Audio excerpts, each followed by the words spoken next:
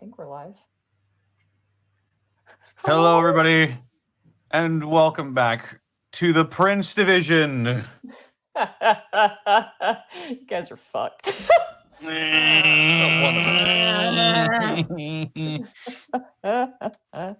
Sorry, gotta we're late. save Brian. We're super late, but that's okay.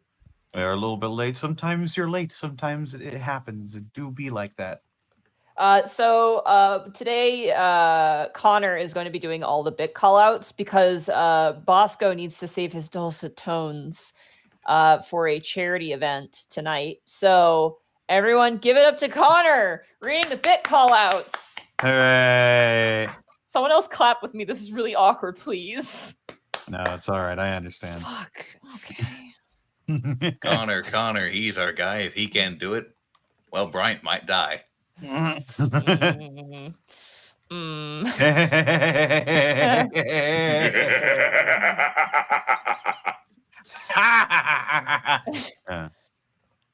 You'd be surprised Someone- how stress relieving evil laughter Someone- is. Someone in chat just said, "Oh, I guess Bosco's voice got captured by orcs too, huh?" Oh no! Oof. Oof. Here times the charm. We do have some stuff coming in. Dude, we have a lot of stuff. Dude, we should probably start with introductions, though. We'll probably have to go through this pretty quick, so... Yeah. Arcolf. Hello. Arcolf, where can people find you? Twitch.tv/Arcolf. Okay, do you have more than that, buddy? Well, no, that's where they can find me. When they can find me, that's up in the air. Oh, jeez. Moving on. I was going to say, Murder. Are you doing anything with the Murder Cave? Murder Cave should be tomorrow, yes. Okay. We're going to be challenging the new monster in Monster Hunter, Alatreon. Sounds like fun. Connor. Sounds like death. Hey, that's me. Like you can here. find me on Twitter and Twitch at Distortion Devil, where I stream Tuesdays, Fridays, Saturdays, and Sundays. I stream Ring Fit Adventure, RIW Roll Initiative Wrestling, my own D&D themed WWE 2K20 show. Uses the chat's D&D characters as wrestlers. Friday, I do Friday Funhouse, where we play a lot of fun random games with my friends. We just have a hoot and a holler. We played Witch-It last night, the fun prop hunt game, and it was really fun. It was it was a blast. I want to join in next time. I was drawing that night, but if you do another group of people for that, I want in on that because it's. Of course, you're joining in next time, Monty. I bought you the fucking game. You bought me the game. I felt so bad because I saw you playing it, and I'm like, I gotta finish these other missions though. And I was like, I'm sorry, I gotta. It's okay. Responsibilities, man. Shoosh your face. Saturday, I play Bayonetta and this. And Sunday, I'm playing with the Harbingers, the people behind Dead House Sonata, the 6-player action RPG that will be coming out sometime either later this year or early next year. You can gain access to the first age by following this link and purchasing a Founders Pack, but it will be free to play upon release. Definitely check it out. This is a project that is near and dear to my heart. If you don't want to purchase Founders Pack, that's fine. But I urge you to at least look into it. Join the Discord, join the forums, spread the word about it. And that's me. Bosco. Hey, what's up? Oh my god! Why do you sound worse every time I talk to you? Because he's being facetious. You can find me It's a at fake Bosco VA on both Instagram and Twitter, and then right here on Twitch.tv/Edward Bosco. Why are you the way you are? We ask ourselves that question every day. Why are you Batman? Batman, I'm Bosco. Where is she? Oh yeah, do that voice the entire session. That'll go well. Oh yeah, you go great. Did anything come out for you, Bosco? No. Okay. He's just slowly dying, slowly sinking into his chest. I just imagine he's in like quicksand. He's just slowly sinking more and more and more. That's If like someone is trying to save his voice, he's using the worst possible voice he can to preserve his voice. Sarah, you should like get a firecracker and just throw it into his room so he screams, and then you just just to see what happens. I mean, I'll save it when I'm actually back at my apartment doing this again. I'm on diabetic cat duty still. Fair enough. Speaking of which, Sarah, where can people find Oh, God. you? It's at Sarah with an H and with an E. Willia at Twitter. And stuff has come out, but I just don't know if I can talk about it, and it's annoying. Better safe than sorry. Yeah.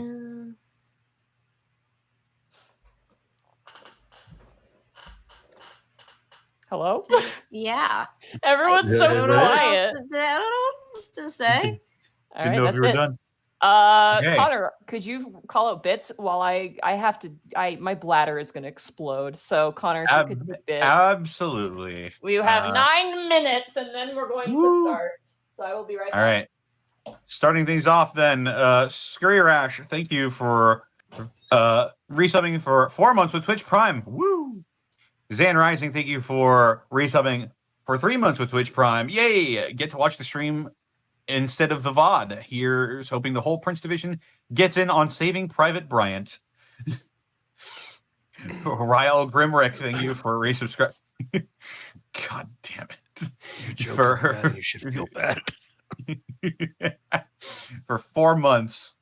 Shahalem Froggy's mom, thank you for resubscribing for 4 months as well. The Prince Division is brought to you by me because Die Hard Dice can't. Or won't.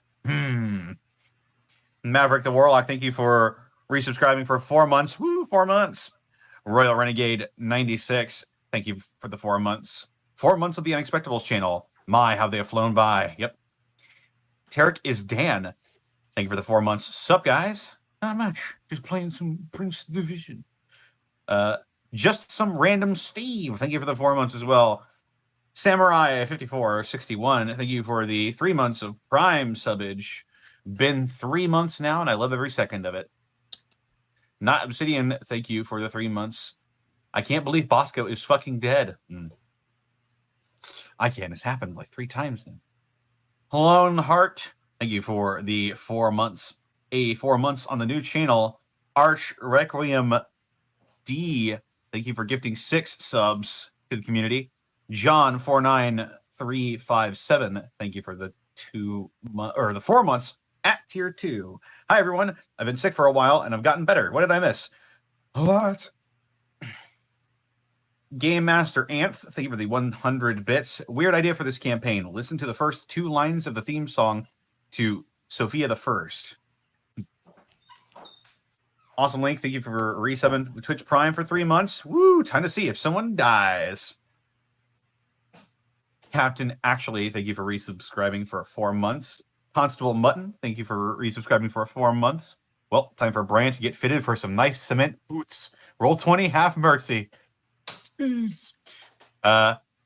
MSU Bill, thank you for the 1,000 bits. Good luck tonight. We need it. Gwen Ninja, thank you for resubbing for 3 months. Hey guys, I'll have to watch tomorrow because I just finished my monthly D&D session. Ooh, monthly. I remember what that used to feel like. I would be okay with that. What? A monthly D&D session? Bi-weekly. Because I work so much. That is true. Might have to see about doing something about that in the future. Thanks. I'll have to watch tomorrow because I just finished my monthly D&D session. Just revealed my character is a mock. Zio's playable mimic race. Looking forward to catching up in the morning. Ooh. That's fun. Renfield 88, thank you for gifting 5 tier 1 subs to the community. Rippington, thank you for the 5,000 bits. May these bits spook away the evil bad rolls. Side note, Connor, he's our man. If he can't do it, great. That is one of my favorite Connorisms is when you just yell great really loudly. Great. Yeah.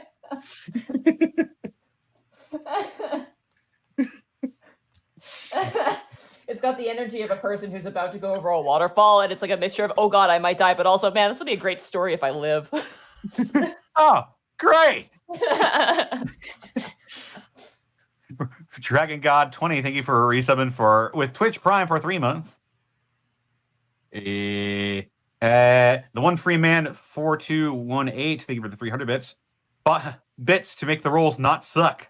Mark Wolf, thank you for the 4 months. 4 months already? Yeah. Burnout Vaughn, thank you for the 4 months as well. Bosco, Mike needs to not get killed by orcs. He needs to find out Khel got him a Dragon Girl's phone number. Slipknot Lobster, Love the name. Thank you for the 2 months of Twitch Prime subbage. Finally, we get to watch Bryant die live on stream. Knackley Polly, thank you for the 4 months. 4 months of great content. Hope the rolls are good tonight. General Red Panda, thank you for the 100 bits. Here's hoping Bryant doesn't get a pair of cement shoes from the War Father. Renfield 88, thank you for the 500 bits. Pressing F for Bryant. McClary 96, 15, thank you for the 4 months as well. Love you all. Thank you. Ice Booth, thank you for the 100 bits. I've started doing my thing. Started doing a thing for D&D sessions where I do 10 squats for every nat 1 and 10 push-ups for every nat 20. Was originally swapped around, but 130 push-ups is brutal. Oh God. Ooh. Peter Piper, the portable pen. Thank you for the 500 bits. Okay, so I want to start off this by saying, Bosco, I respect you as a person and as a D&D player, so I will quit beating on you for getting caught like 2 times. The orcs will do that plenty. But yeah, love your work, mate. Keep it up. Love your work, mate. Yeah. Reaver Barash, thank you for the 4 months. 4 months already? emoji. Toadname Chaz, thank you for the 4 months as well. Sloth, thank you as well for the 4 months. Debongsk, thank you for the 600 bits. Hey there, Prince Division. Got tested for COVID because I'm symptomatic bits. Oh God. Here's hoping it comes up negative, but yeah, just stay safe, stay healthy. Positive I love you all. It's positive that it's just allergies.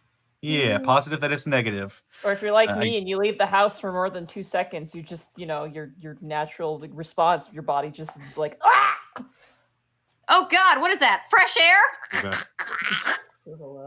I can't believe Vappa Monty was 101. a Quarian this entire time.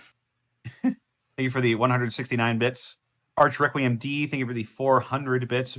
Being gentle to you guys tonight, unlike other campaigns in the past. John 49357, thank you for the 100 bits. Bosco is back, man. Yes. Probate, thank you for the 600. Wait, no. 65. The 65,000 bits. Holy crap. There's Thank another you, zero in there. Probate. Here's tonight's sack of dosh. Don't spend it all in one place. Dosh, grab it while you can, lads. Loads of money. Oh my God, Probate. Thank you so much. We couldn't do this without you, dude. Holy shit. Oh, speaking of people we couldn't do it without, Kane Time. Thank you for the 500 bits. Bryant will A, make friends, B, not make friends. Either way, it'll be a good show. Vantanagi, thank you for the 4 months. Orcs. Roman Penguin, thank you for the 200 bits. Vappa 101, thank you for the 30 bits. I love your show so much. I can't wait to see how the show goes. Blackfoot Ferret, thank you for the 4 months of tier 3 subbage. Chief Tomahawk, thank you for the 2 months of tier 2 subbage. Sean of the Stars, thank you for the 500 bits. Hope you're well. Been loving the stream. Hoping Bosco gets a better run of luck. Last week was a fucking yikes fest. So, sorry to sidetrack. Is anybody else hearing static on Connor's end, or is it just me? Because I'm on different headphones, so... I I don't do hear not hear anything. anything. You don't hear anything? Okay, so it's me. It's me then. Okay, sorry. I just want to be sure. My headphones broke, and I have to use replacements. And the replacements are... Anyway, sorry. I just want to be sure that it wasn't coming through. You're good.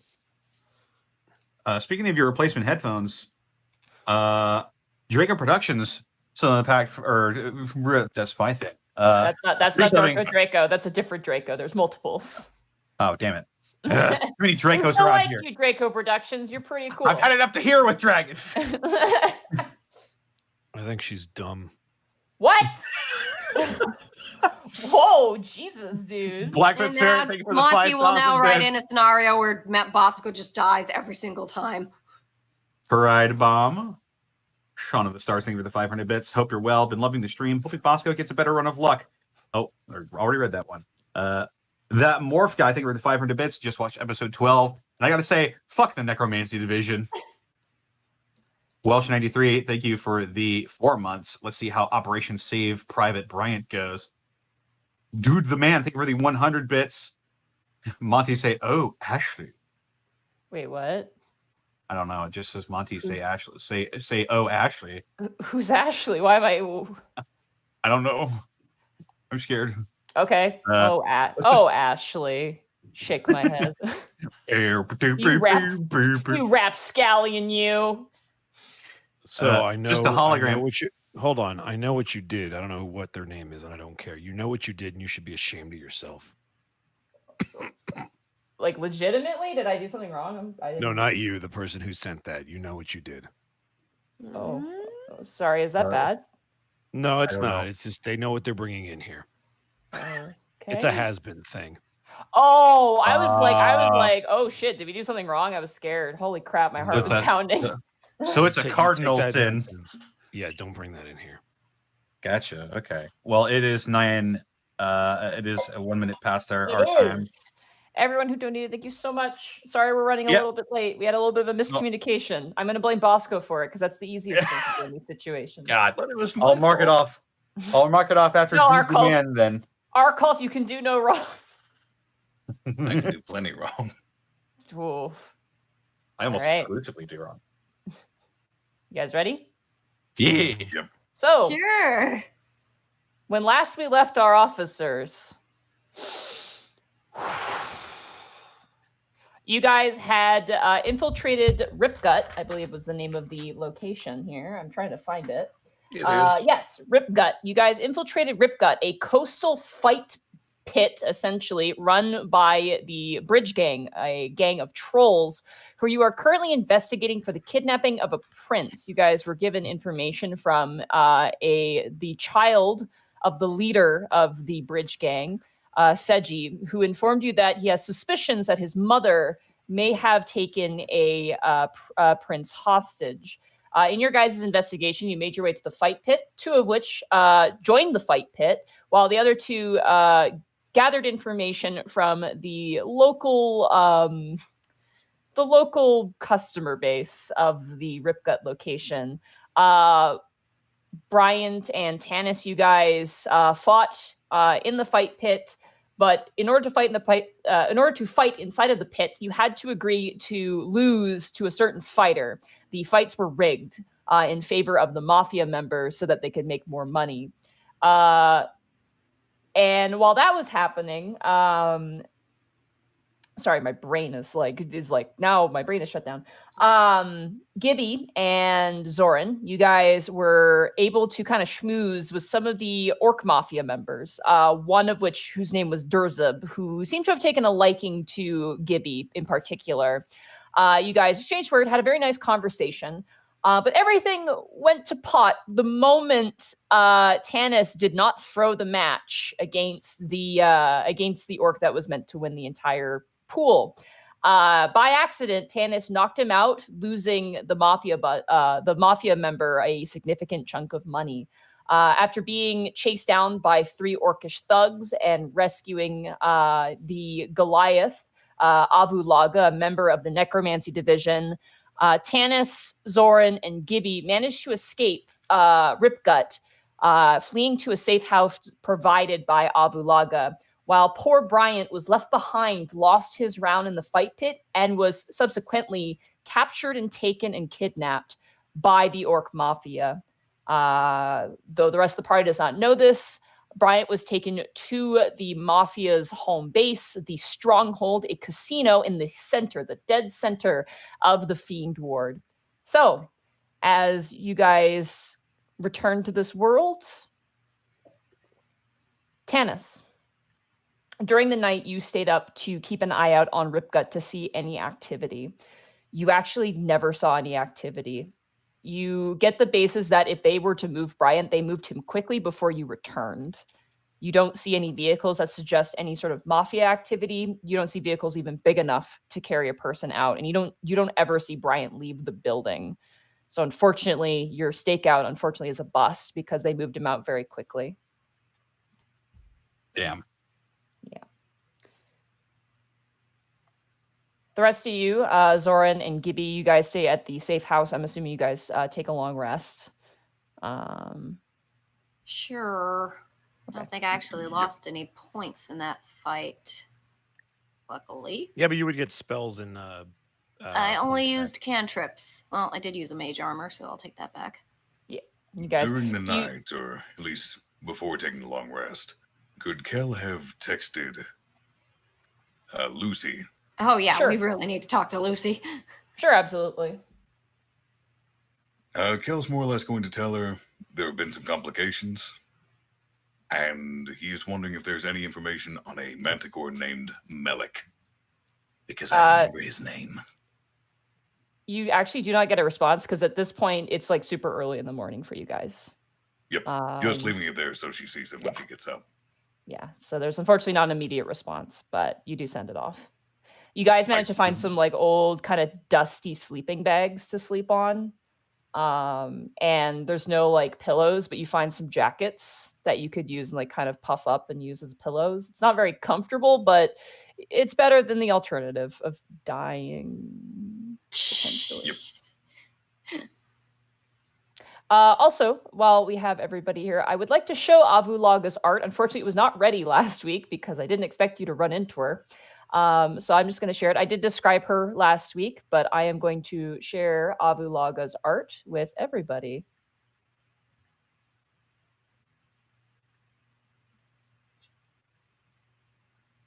There you go.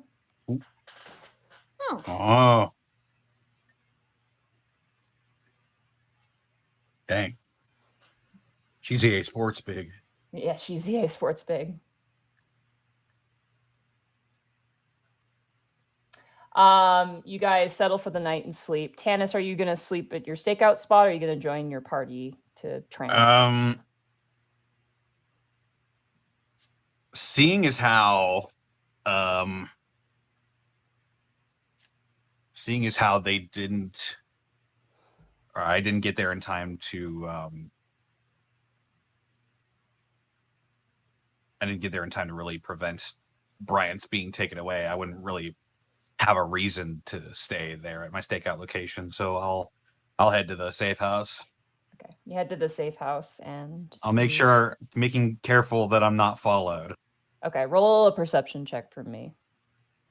Be good. Oh my god. Wow. Just. Oh my god. For those of you listening in the podcast, he started the session by rolling a natural 1. Oh god. You shouldn't have tested the waters with that acrobatics. Remember what I told you before the session started, Monty? I kind of rest my case. I know. Connor, stay with us, buddy. Come on. Oh. I just imagine Tanis just throwing his hands up and just like plastering himself in the middle of the road, like, fuck it, come and get me. I'm done. Connor, are you there? Yeah. Okay. Okay. You make your way through as inconspicuously as a man wearing a squirrel jacket can go through. Nothing kind of like you see some riffraff, but nothing that really strikes you as mafia or, thug-ish. You do get a weird sensation as you make your way through the alleys to the safe house, though. Something kind of off. But you kind of shrug it aside and you make your way back into the house and you manage to trance next to your companions. You get kind of a weird feeling.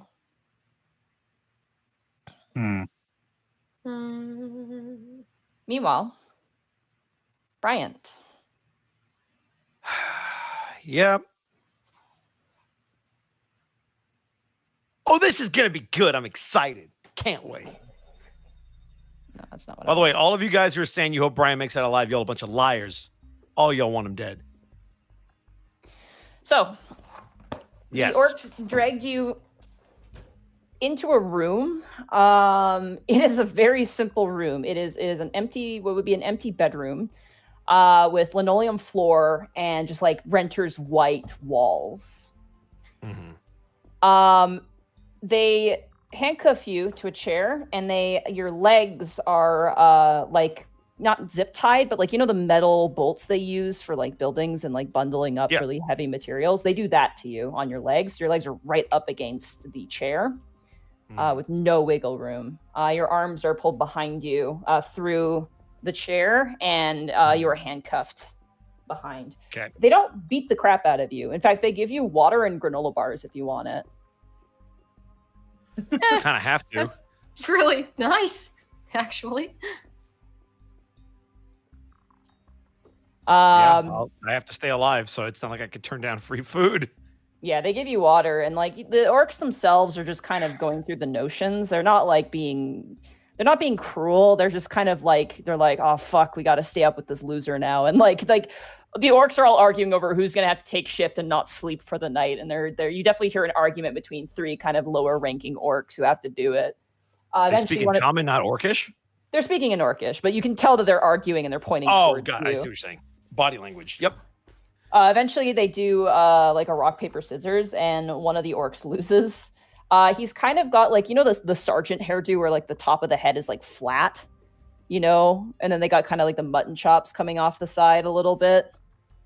That's the hair this orc has. He's got like kind of like a flat topped hair, like a drill sergeant from the 90s. He sits down in a chair across from you. You learn that this orc's name is Mo. In passing, that's his name is Mo. Jesus. Mo. Yeah, he's Mo. And he is basically in charge of giving you water and food if you ask for it. Basically, you're stuck here until the morning, or whenever they want to see you. So, but yeah, they don't beat you up. They don't torture you or anything. But they just seemed annoyed by you being there and the whole situation overall. Brian's just gonna stay quiet the entire time he's there. Yeah, you're sore, but you're more sore from the fight pit than what Durzub did to you. Like Durzub was just smacking you to make you just shut up. Yeah. The fight pit, your ribs really hurt, your legs and your joints and like your thighs and your everywhere where you have a joint is like inflamed and in pain. Yeah, you're pretty sure that you cracked a rib somewhere. Your neck is fine. Luckily, your head is fine, but your knuckles definitely probably hurt something there. I mean, it was a bare knuckle fight pit. There was no padding or anything. You were full on like fighting. So you're definitely feeling quite roughed up by that. Got it. Yeah. The blows to the head from Durzub definitely they hurt, but you're not concussed. You don't need to go to the hospital. Thank God. Yeah, it was more just just smack you, shut up, sort of situation. But yeah, you are on this chair. It is moderately comfortable. It's not like a loafer, but it's got a cushion on it. It's not like a steel chair. All the way around like a cheap steel chair. It's got padding at the bottom where your butt hits it, and then beyond that, it's all metal. Notably, in this room, there is some staining on the ground. There is some blood on the ground. But beyond that, the room is basically devoid of anything. It is just the chair, you, and this orc who's sitting across from you on a much more comfortable looking chair. But very quickly, Mo falls asleep because he is tired. And he just kind of snores really loudly. Brian's going to go to sleep as well if he can. Okay. You begin to hear strange noises in your dreams. Oh no. Like what do I hear? High-pitched humming, like sing-songy kind of humming. Does it sound familiar? No. Okay, good. It sounds like a bird song caught on the wind. And it prods at you.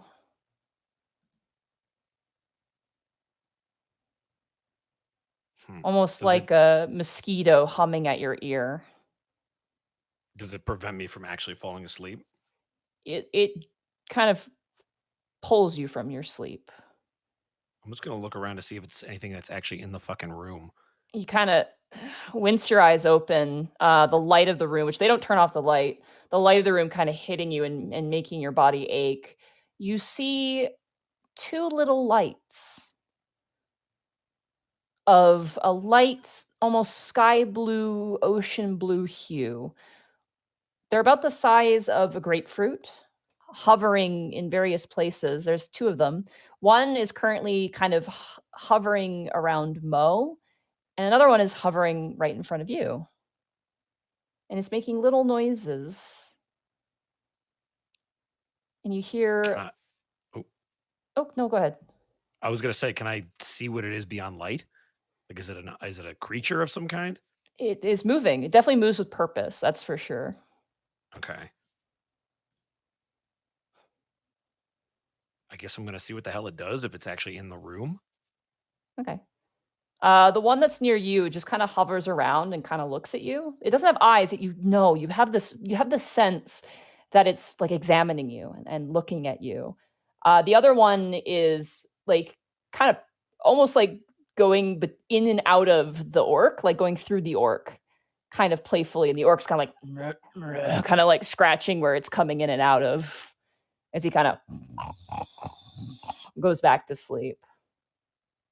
The two kind of meet in the middle of the room and then both dart through the door in little, almost like a boat on the water, like little dips through the air, eventually going out the door and disappearing.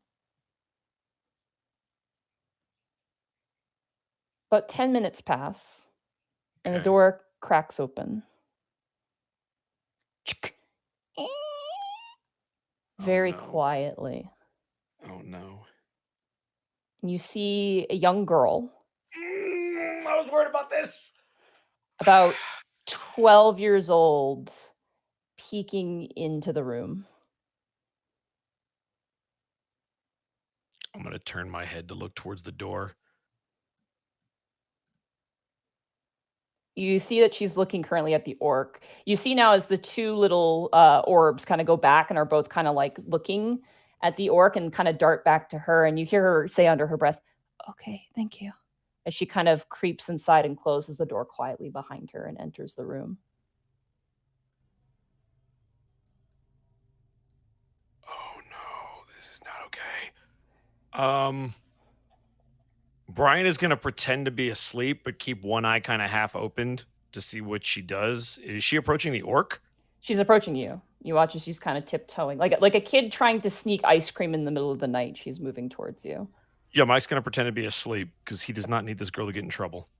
Okay. You kind of close your eyes and fall asleep as she tiptoes over. Go ahead and roll a deception check for me. Oh shit! But I'm bad at these. Don't you know I suck at everything? That sounds like 9. okay. You see her. You can hear her talking to these little orbs, and she goes, "He's asleep." Oh, thank God! Yes, she bought it.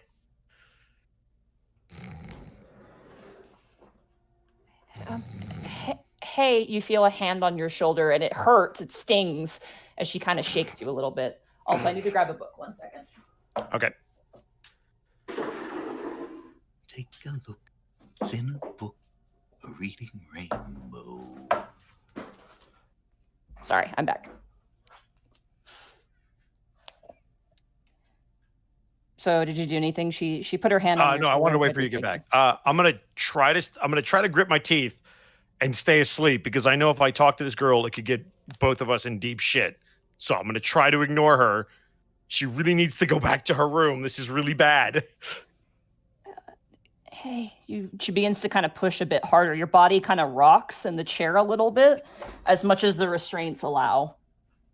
The handcuffs behind your arms make kind of like a clink, clink now noise against the metal chair. I want you to roll another deception check for me. She's trying to get you awake. Ah, shit. Please, come on, roll 20. Oh, that's a 10 now. Oh, thank you, roll 20. I appreciate you. You hear her talk again, and she goes, "He's really out of it. I wonder if they knocked him out." You begin to hear like sing-songy kind of humming noises. Oh, that's not fucking fair. And you are technically, I'm gonna say I'm just gonna give this advantage. Our friends are fun. I like them. Why? Does a 17 hit you? I'm sorry. What? So It depends. Does he have his yes, gear? Without my shield, yes. They took everything from you, by the way. Oh, then I have nothing. So absolutely. Okay. Oh wow, that's a big damage roll. What is happening right now? How do I not do something and get hit? Come on. Because you're Bryant. You take 5 points of lightning damage as one of these little orbs runs through your body and shocks you from the inside. Monty, have I healed at all? No. Oh, God. Are you unconscious? Not quite, but close. You shouldn't be, because Khel was healing you. Yeah, but I also got hit twice. I would like For you a to lot roll a of damage. deception check with disadvantage this time. Or you could just wake up, Ed. 8.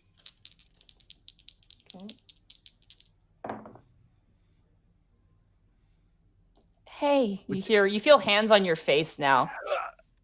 Are you faking it? Oh, not anymore. I'm sorry. You watch as she turns to one of the little orbs and goes, "You shouldn't have done that. You could have hurt him." And the little orb kind of sing-songs back. "I know, but he's not okay." Oh. Why? Shh, shh, shh, shh. She points to the orc behind her, who's currently like, Yeah, no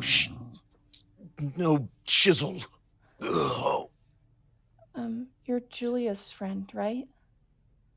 Who? Julia. Does She's that in- name ring a bell? No, not at all. Oh. I know what it is, but I do too, but my character in game doesn't put the pieces together. we never asked. Okay. I don't know. I just got here. I know. She told me you're in danger, and my friends told me you're in danger too. I don't know what you're talking about. Look, you really need to get out of here. If they come back and they find you in here, it's gonna be bad for both of us, especially me. You really need to go back to bed. But you can see them too, can't you? What? You can see them. She points to the little balls of kind of wispy flame. Right? I'm not the only one, right? No, you're not the only one, but you do really need to get out of here. Why? Why can I see them? Why does the world hate me? Look, it's a thing that you can develop when you're young. It's like it's just like a talent, or it's like magic. It's like a thing that just kind of happens to some people. What do I do?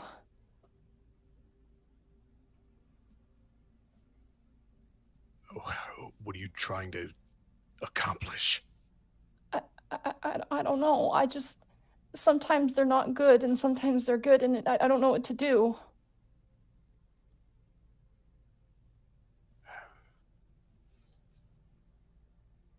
You have to tell them what you have. You have to tell them that you can't help them sometimes. She kind of gets in closer a little bit. Have you ever you watch now as she's kind of clutching her hands together, the little balls of like flame kind of getting a little closer to her, almost comforting in a way. Have you ever pulled one into something else? Pulled one into something else? Like something dead. Like put them back into something? Have you ever done that? I've been asked to do that, but no. You see, like a lot of this kid is very young, and there's a lot going through her head right now in this conversation.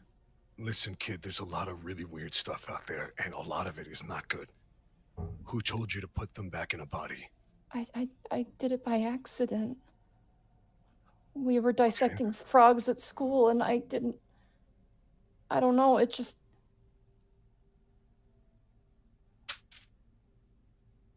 What am I? What are we?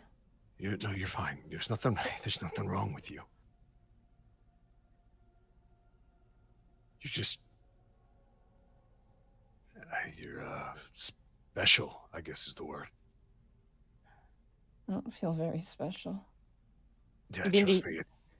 You hear as one of the little balls of flame kind of begins to almost sing, but more panicked, as the girl immediately flips her head around, and you can hear the sound of approaching footsteps.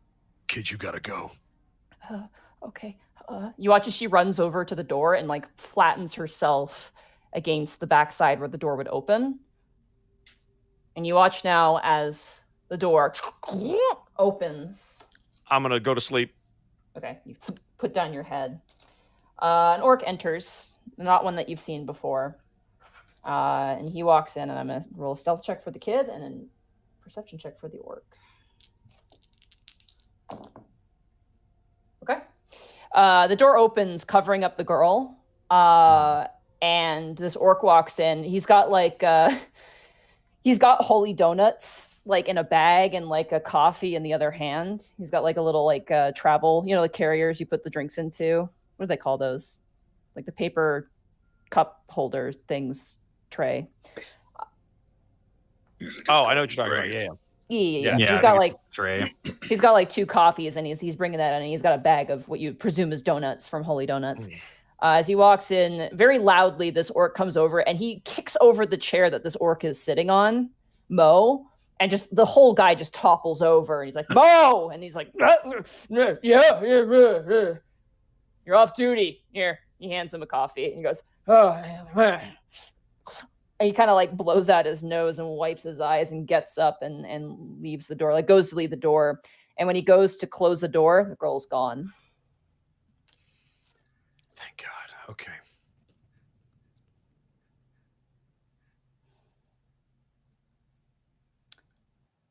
Morning comes. Many hours pass into the daytime. Eventually, 10 a.m. breaks. Meow, meow, meow, meow. Meow, meow, meow, meow. Meow, meow, meow, meow. Whose Meow, phone is meow, that? meow, meow. It's Tanis' Gil will phone. answer. Oh, it's my phone? Yeah, it's your phone. Oh, Dennis's for once. We all have the same ringtone. Yeah, I was about to say that's Khel's ringtone. Oh, right. That's That's I the answer group the chat phone. You hear a low voice.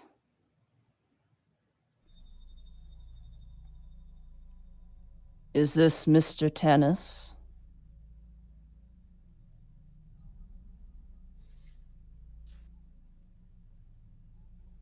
I'm assuming this is about last night. I'll go around and I'll start waking up the others just gently with a finger over my mouth, just like all mouth on the phone with the guys. It seems you had a lapse in judgment, son.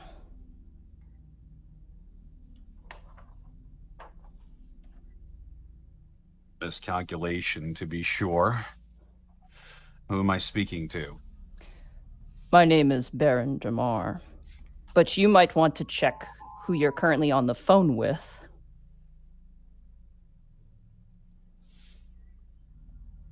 I have caller ID, I'm assuming.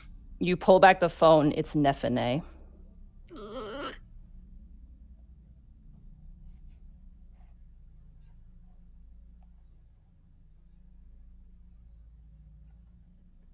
Now, Mr. Tanis, I am a businessman first and foremost.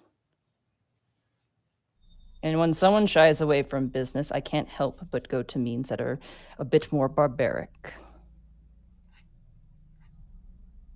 Your daughter is safe, and she will remain safe as long as you cooperate with me. Because business only works when both parties cooperate. Am I understood?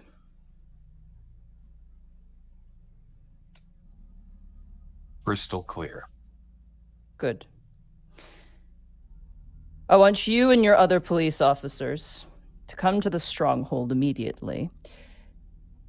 The doorman will meet you. Tell him that you're having dinner with the Baron, and he will bring you up to speak with me. And we will speak.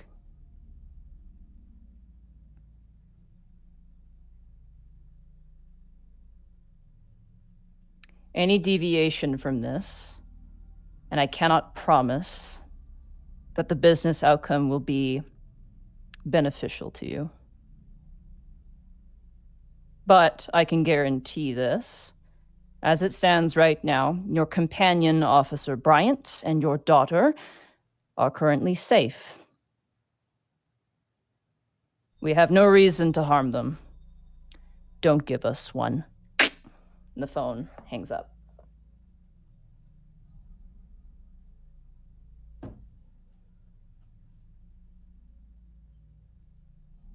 Tanis?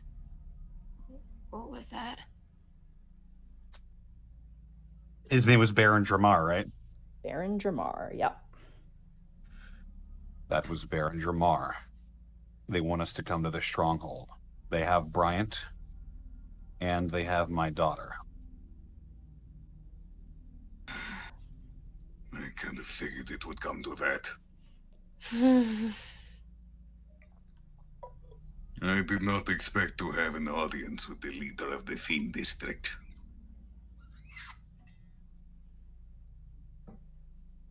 But they are safe, yes? So they say. I don't have any reason to believe that they'll hurt them unless we don't do what they say. So... I guess we go? I see no reason to delay. There is no avoiding this. We have no other options. We're just 3 people. Yeah. Hopefully this will give us a chance to explain the circumstances and hope they are amenable to diplomacy. I suppose the plus side is he's already technically showing diplomacy. Sort of. Heck with it, let's just go. Okay. You guys step out. The city is foggy. It rained and is still raining the morning you wake up.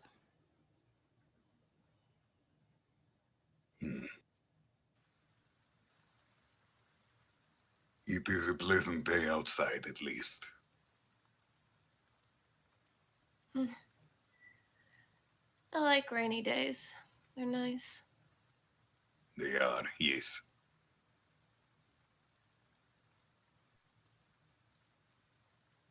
All right.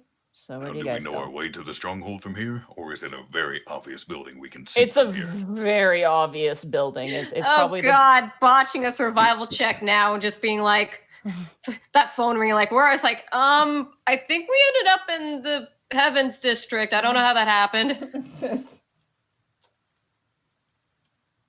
We somehow ended up in the Lich Ward. All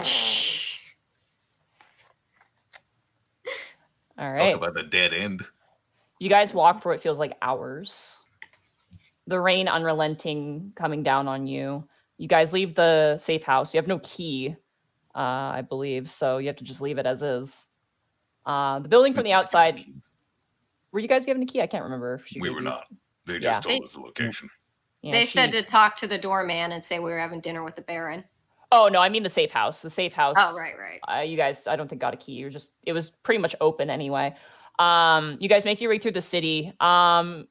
This is rather surprising. Not really. There are less people out during the day than at night. When you guys were traveling through the streets at night, there were way more people. A lot more creatures of the night. A lot more, underdark races. So overall, the daytime is kind of quiet, especially this early in the morning. You do see like 2 youths, like a Duragar, young Duragar kid, and a lizard folk walking down the streets, and the Duragar's like, oh my god, my head, man, like walking down, and the lizard folk is just like, I told you to drink water, and they just keep walking as you guys move on forward. Eventually you see it coasting over the horizon, a massive black and silver skyscraper that almost lifts up in the sky like a monolith. It is an impressive building, and as you guys make your way closer, is there any other preparations you would like to do for reaching your destination? Khel is as ready as he can be. I have two vague ideas, and I don't know if I should do them.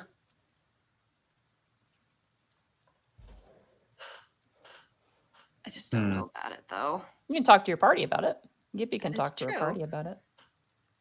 I just don't know. I don't know if it would come to anything. Is the thing.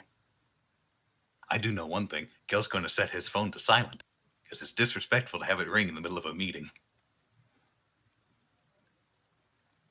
Beep, beep, beep, beep, beep, beep, beep, beep, beep. You turned down the volume.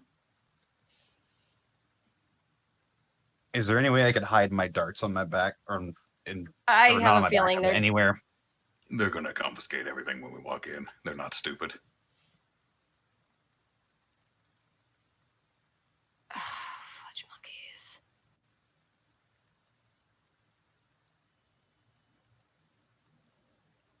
I don't know if I should do this. I don't know if it would even come to anything.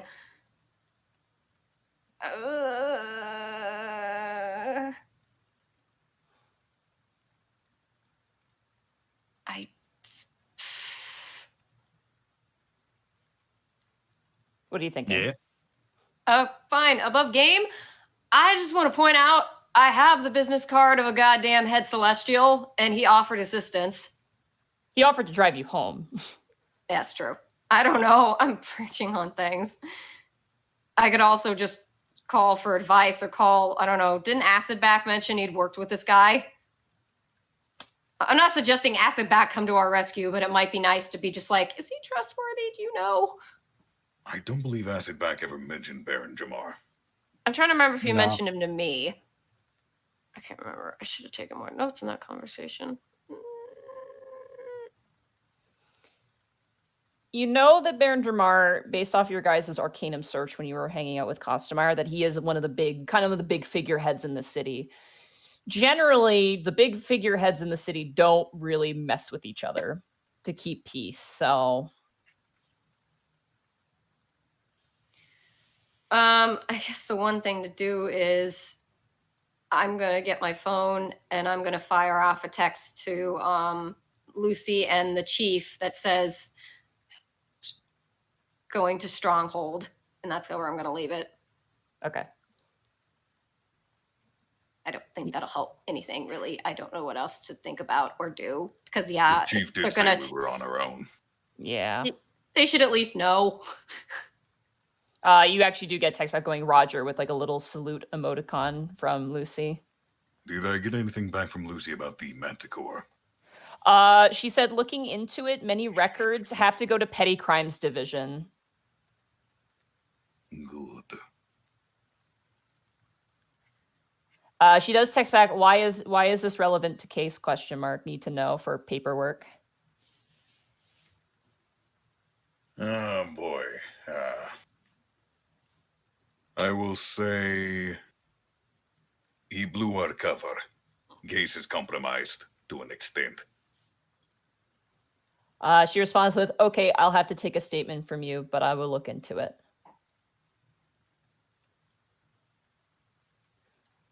Tanis, you want to hide darts on your person? I wanted to try to. Okay. Where are you going to hide them? I will hide them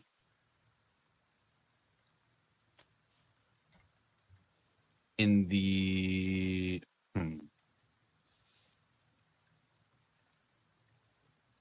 I will hide them in my shoe. In one of my shoes. All right, you slip one of the darts into your shoes. As you guys make your way closer to the stronghold, the immensity of this building is becoming more and more intimidating. As eventually you make your way to the front steps, there is a beautiful polished black stone, kind of, I guess it would be a promenade. I don't know, like a courtyard front space with a roundabout where cars, probably during the night, can drive by and drop off people or pick people up. The front of the building, there is a massive pond with like a fountain, which is kind of, spraying out different dancing water and various different kind of kinetic sort of twisting formations. The building is black tinted windows on every window, and the framing of it is like silver metal of some manner. It looks very sleek. It looks like a nice pair of sunglasses, but a building. Notably, at the front door, there are 2 orcs standing currently as doormen. You notice as a woman exits, a elven woman, they hold the door open for her and kind of, do kind of like a general sort of courteous sort of bow and goes, "Have a good night, miss," before closing the door as she leaves and makes her way down the steps and past you guys without even really looking at you.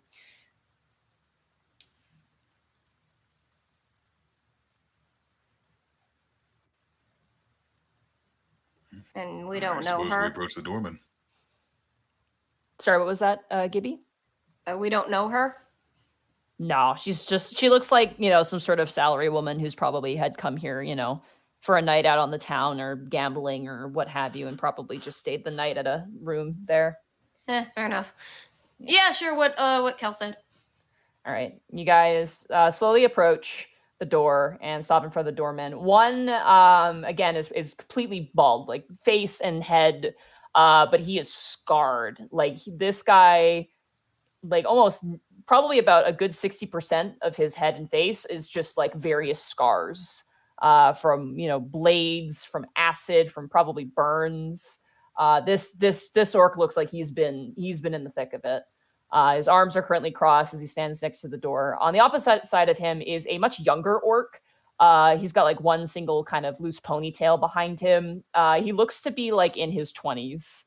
Kind of shorter, bit wider, and a lot more wide-eyed and oh, I'm so cool, look at me, I'm a cool dude. As you guys approach, the bigger orc, the scarred up orc, kind of raises a hand and stops you and he goes, "Morning, ladies and gentlemen."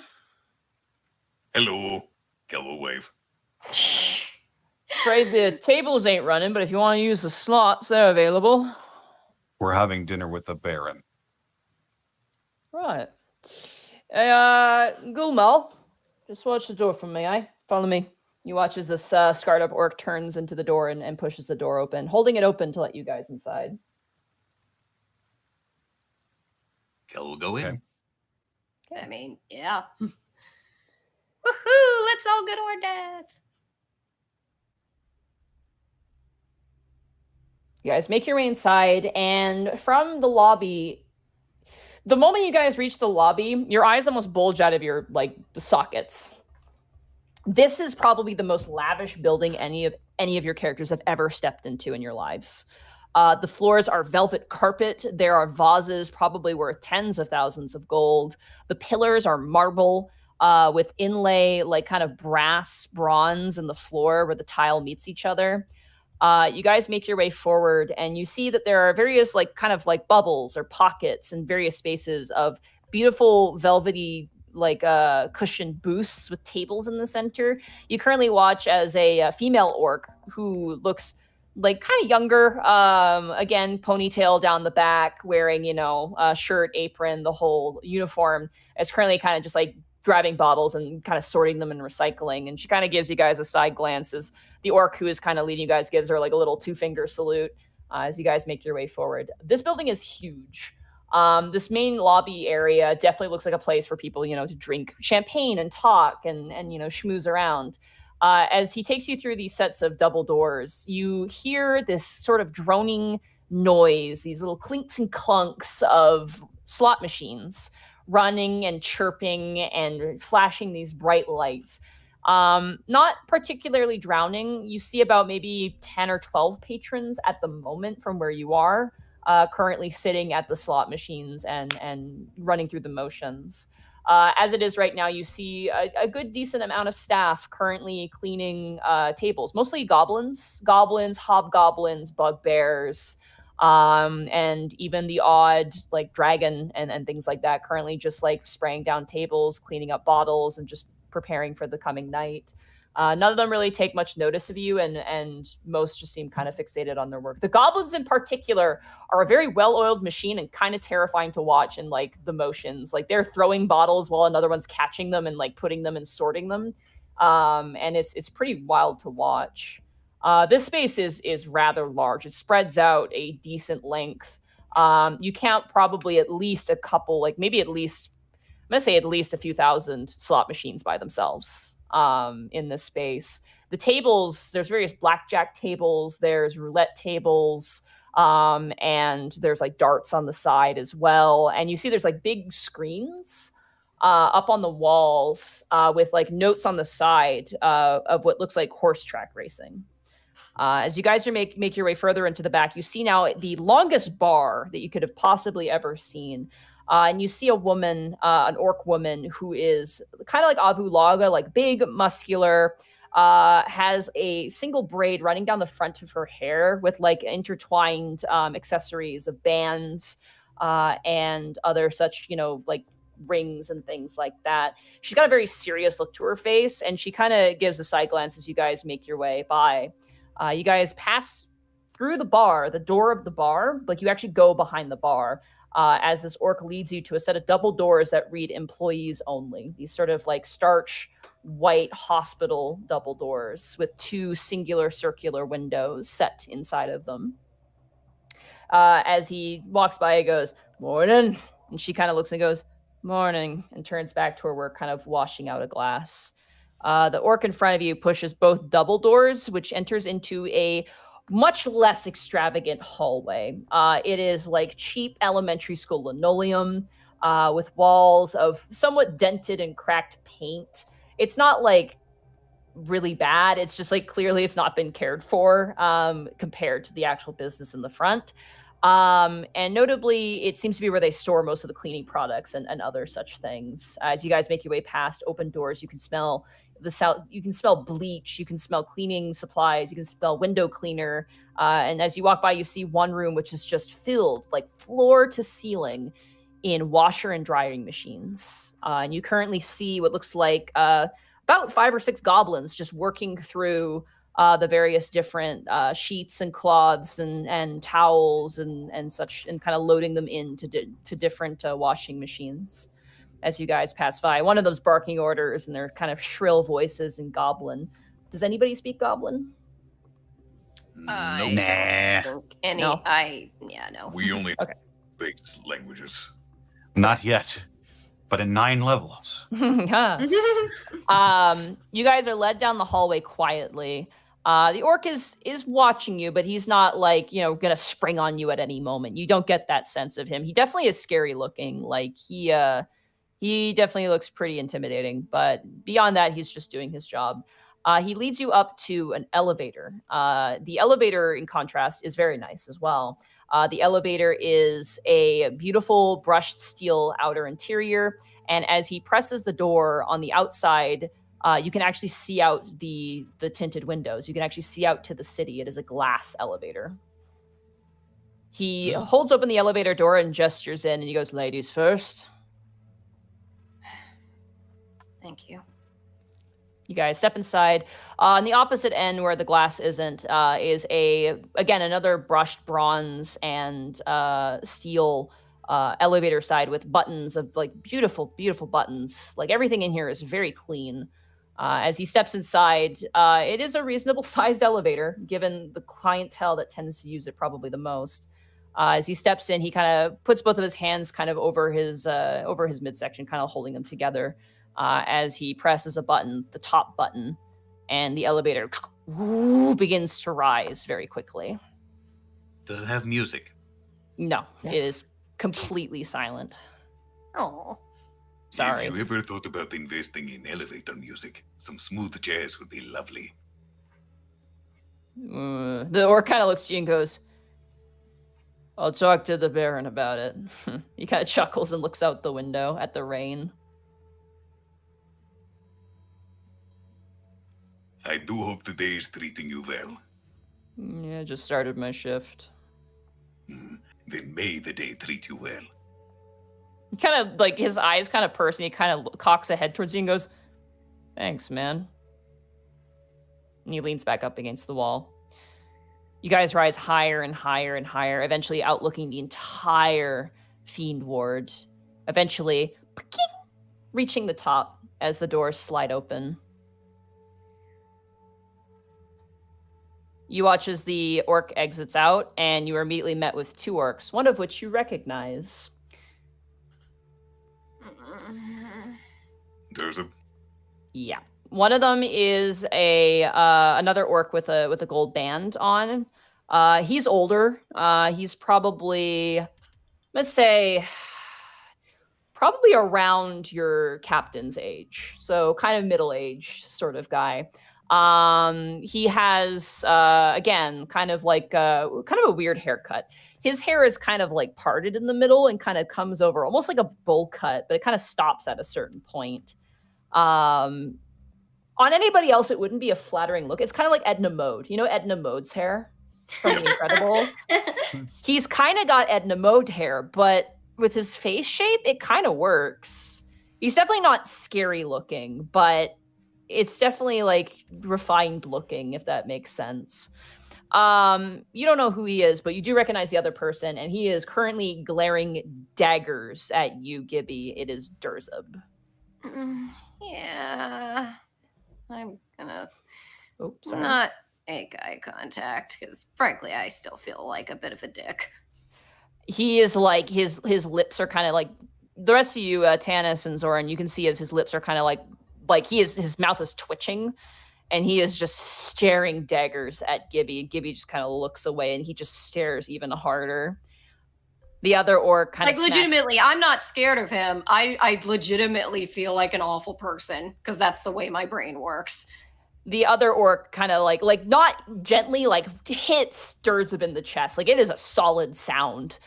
Like it's like bam, like in the chest. And Durzub almost falls off of his feet and turns to this other orc, and the other orc goes, "Focus." Right. All right, let's go. And Durzub does a gesture for you guys to follow him. Khel will follow. It's a real mess you've made. Above game, is this Durzub talking? Yeah, it's Durzub Or is this talking. the new guy? Things got exceedingly messy last night. That was not how things were supposed to go. For you? For anyone. From what I understand, your friend lost a lot of money. That was not intended. I thought it was an actual fight pit. You can talk to the Baron about that. We got more business than that. Oh, I imagine we do. As you guys make your way through the halls, there's a lot of doors here. They're all very nice doors. Assumptions can be made that they are suites. But as you guys walk through, you do notice that there are a lot of paintings and a lot of like framed pieces of Orcish heritage and lore here. You see kind of old, early year Orcish axes. You see paintings of original Orc strongholds and a beautiful arrangement of like kind of 3-paneled progression shots. Very historical looking and very, very nicely kept. As you guys make your way around a corner to your right, eventually you are led to a set of very large double doors. Meanwhile, Tanis. That's me. Or sorry, Bryant, not you. I got my names confused. Goodbye. For a second, I was like, I mean, that's fine. I'm used to this. I mean, remember that one time I was tied up on a post and I was like beat the shit out of? They wanted me to sign that piece of paper. Good times. You actually get breakfast. They straight up bring you breakfast in the morning, Bryant. Oh, hell yeah. Yeah, they bring you like they gave you way too much though. Like way too much food. They bring you like 6 eggs and like 5 pieces of toast and like probably like 7 or 8 pieces of bacon. And they like let your hands loose. They don't let your feet loose, but they actually bring a table and let you eat. So you've actually eaten a meal. But is it really too much food if it's Bryant? That's a constitution check if you want to make it, Bryant. All right. Why not? I'm stupid. Do you eat like Goku or do you 18. eat like the average person? Okay. You eat a bit like Goku, but you do reach your You're damn limit right I do. by the time you get to like you've eaten like the eggs first and then the bacon. By the time you get to like the 3rd piece of toast, you're like the carbs are like kind of hitting you really hard. Do they give me water? Oh yeah, they give you like water with the bread and then keep going, hot dog style. They even ask you if you want like orange juice or apple juice or water or milk. They like give you options. I'm taking the water so I can dip the bread and make sure I get it down, and then I'm gonna eat the hot dog. Gross. Yeah. You're the worst. Okay, they do that. How you doing in an eating contest? You dip it in because it helps it go down easier, so you get more food in your stomach. Okay, you do that. The orcs are they're not really impressed because for them that's kind of an average meal for them. But eventually they unlatch your feet and they kind of like two orcs come by and they each grab you by each arm and they drag you to a set of double doors, and you see three individuals who you recognize flanked by two very big orcs, while the rest of you guys see Bryant currently being kind of carried like aloft by these two other orc guys. Do they tie up my arms again? No, your arms are loose. And they're carrying me? Yeah, they're like holding you up and carrying you. Oh, right, because my feet are still tied. All right, great. This is well, no, your feet are loose, but they're just like they're lifting you up, and all you can do is kind of kick your feet as they carry you over. So you can't really. Oh, that's just that's like when you sit on the stool and your legs aren't long enough, so they dangle off. Like nobody wants to date that guy. What the fuck? That's what they're doing to you. Ugh. They place you right next to Tanis, Gibby, and Zouren. Standing up or sitting down? You're standing up.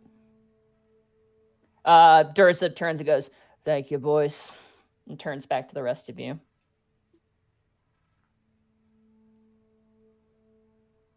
Do you say anything? Brian, are you okay? Yeah, I'm fine.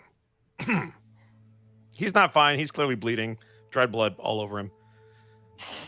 Because I didn't sleep, so I didn't heal. Do I have exhaustion, by the way? You slept. You did get a full. Oh, did I? Did I heal, or is it just I slept so I don't have exhaustion? I will say you slept, but you were missing 10 hit points. I'm going to give you that. That's actually a lot of hit points back, to be honest. Yeah, but that's fine. That's all right. I'll take it. All right. A lot of the sleeping did help with the aches and pains, but you are still very badly bruised. You still see all the dried blood on his face and everything. Also, parts of his clothes are singed, which is weird.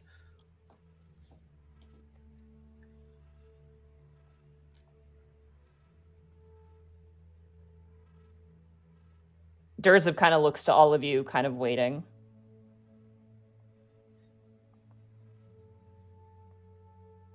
Just look at, is Bryant still restrained? No, Brian's they carried him here. He's not restrained in any way. He's just standing next to you guys. I'm glaring at this orc. At Durza, you mean? Yep. He kind of looks down to you, Brian, goes, "Sorry for the headache." Shut up. I'll look him in the face now. So what's next? That's up to the boss to decide. You watch as Durza presses both of his hands on the door and pushes open the door. Inside of the room, there are about 12 to 14 different orcs. The room is framed by chairs with various orcs sitting in them, standing in them, kind of a scattering. In the center of this room is a massive mahogany desk. It's almost like comedically large how big this desk is. It sits in the center of the room, and across from you where you've entered, the entire wall is glass, and you can see out to the far expanse, even to the central ward and beyond to the heavens ward. And you see a massive form sitting in the chair, back facing you, almost impossibly large. A kind of long, bellowing black hair. And you see him currently holding a phone to his face, like holding a phone to his ear. And you see wisps of smoke kind of curling around his head. Two orcs that are kind of either side of him kind of cross their arms and stare at you as you guys enter, almost cautiously. And you hear a voice, deep, the voice you heard on the phone, Tanis, kind of speak out in idle conversation on the phone. "No, I understand. That was our agreement." "Mm-mm. No, I told you I didn't want that." "Okay. Well, then you have 2 weeks." "I don't care. You have 2 weeks." "Good." And as he turns around and places the phone down, you see this man.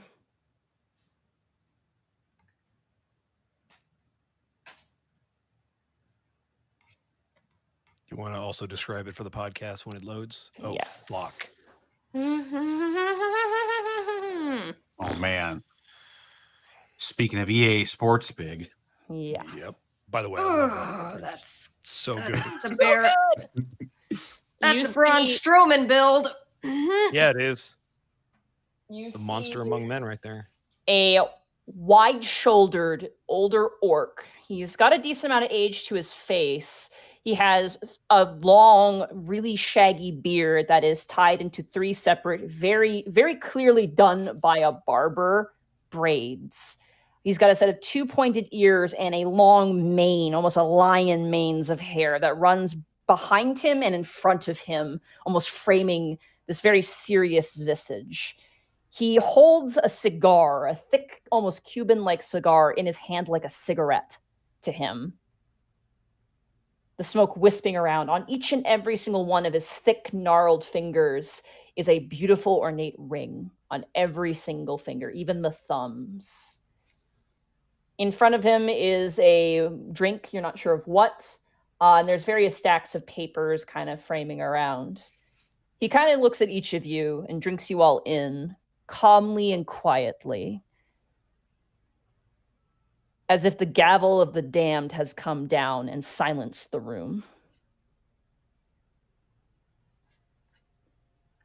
Eventually, the silence is cut as he brings the cigar to his mouth and takes a low, deep drag of it and lets out almost like a dragon's breath of smoke over the room. He turns to some orcs that are standing on the side of the room and goes, "Come now, boys, be cordial. Get them some seats." And you watch as the orcs grab a chair for each of you from the side of the room and place them in front of his desk.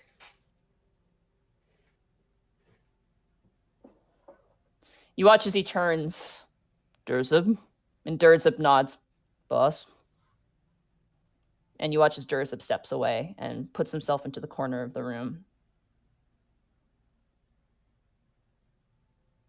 The Baron slowly takes the cigar and rests it and leans back in his chair. This large, oaken, black leather chair that kind of somewhat creaks under the weight of this massive man. So, what say you in your defense? Is he looking at Tanis will tennis? He's looking at Tanis all will of you. take- He is looking at all take of you. he'll take the tie off of his hair, and then he'll retie his hair in a tight ponytail. In defense of what?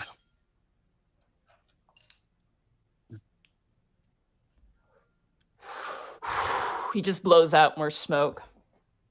Walks up and he sits down. As I see it, we have 2 problems to solve. One is Gruvali's money.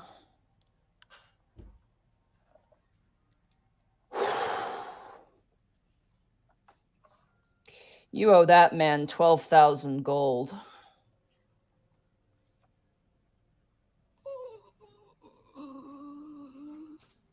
So that is how much he lost last night. That and all the revenue we would have made.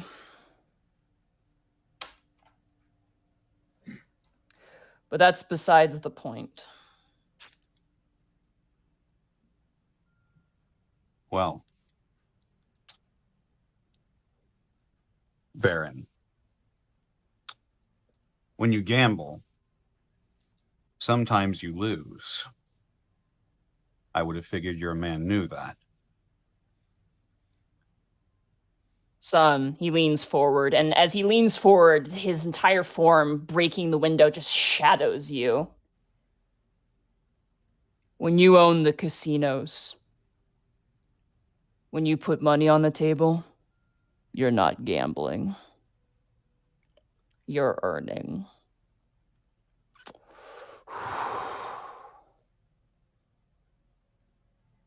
You said there's 2 problems. What's the other one? Son, huh?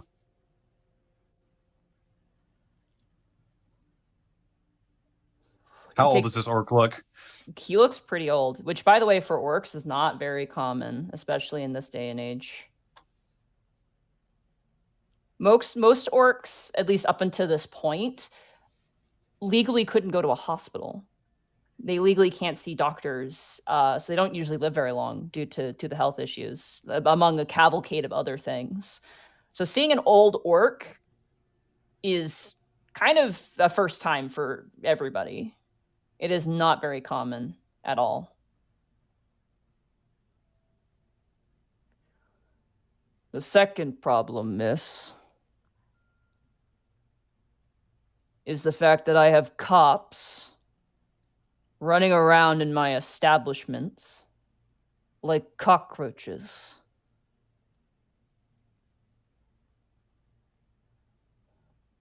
Now, I fund a lot of the public sector of your Heavens Ward. But you private divisions seem to not appreciate my contributions. We were Now there for a very specific reason, sir. If you would allow, I will do my best to explain.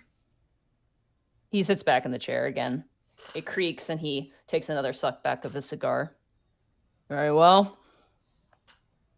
That club is one of many establishments owned by Juma the Club of the Breach Gang, of which you have recently entered into a bargain, from what I understand.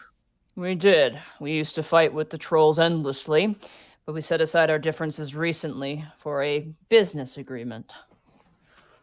The only reason we are involved, while we were there in the first place, is because the Breach Gang has taken a prince and are using him to fuel a blood trade.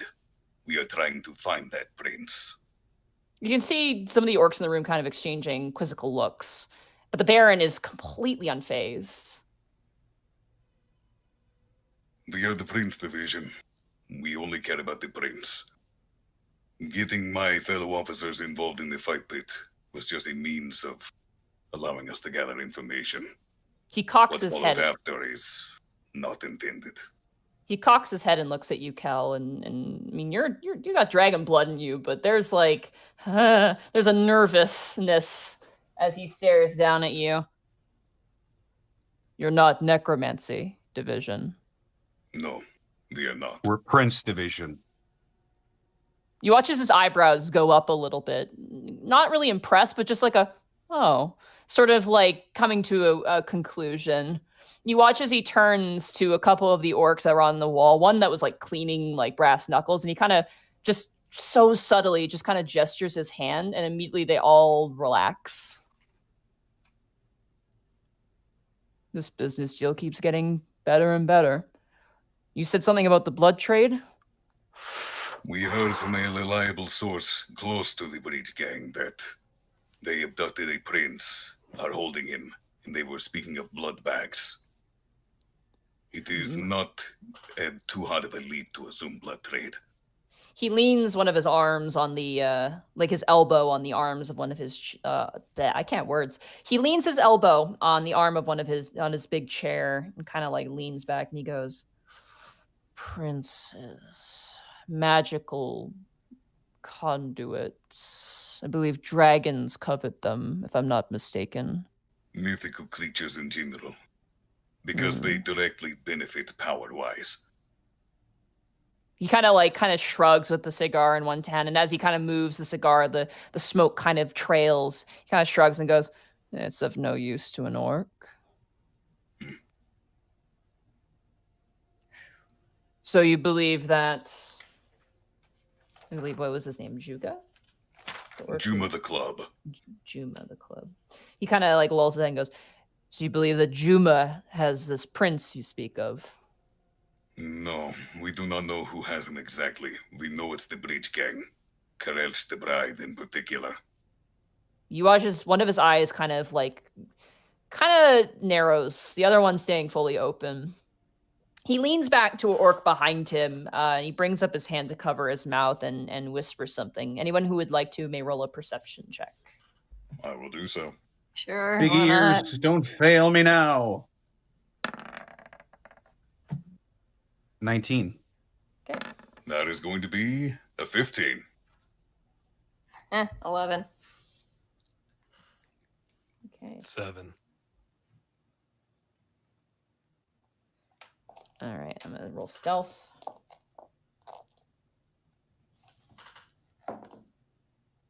Okay. Gibby, Khel, and Tanis. Sorry, Bryant. Your ears are still ringing, man. He rolled pretty low. Yeah. You watch as the Baron leans back to this other orc, who also seems to be a bit older, definitely more of like the managerial type, over than just a thug. And he kind of leans over and with the back of his hand kind of covers his mouth, not so subtly. And you hear the Baron kind of lean back and go, "You might want to see if the widow's getting her business usurped a little bit." And you watch as the other orc kind of nods and he steps out of the room. The Baron Have turns you ever heard back. the name of the widow before? I'm writing it down. I'm gonna say no. You guys have not heard the name. All right. Well, we have now. You have now, yeah. Someone else involved in blood trade? Question mark. Actually, yeah, we can't roll on that name at all in terms of history or. It's I would not imagine really. it's the drow in charge of the blood trade if I had to make a leap. Yeah, I'd say Probably. it's not really a history check. It's not really a person who would be, have history about them publicly that you would access. The Baron turns back to all of you and goes, "Well, that leaves us with a bit of a predicament, doesn't it?" We don't We have any still must make interest. amends for what happened, as it was not intended. We don't have any interest in disrupting your business, sir, but we are the Yet. police division, and we need to find this person and help them. We have no interest in disrupting your business, but as of last night, we have. Tell us what we must do to make amends. He leans back in his chair. "Well, we I want would our prefer money not to back." make an enemy. No. I don't like enemies. Enemies don't pay dues. I want my money back. That's first and foremost. And I want you to tell your necromancy division to fuck off. We can most certainly deliver that message. Whether or not they will listen to us, I cannot promise. As far as the money, I do not believe we have 12,000 on us. I can give you all that I have now, but we might have to make payment arrangements. That can be arranged. As for Corelch, I don't like this news.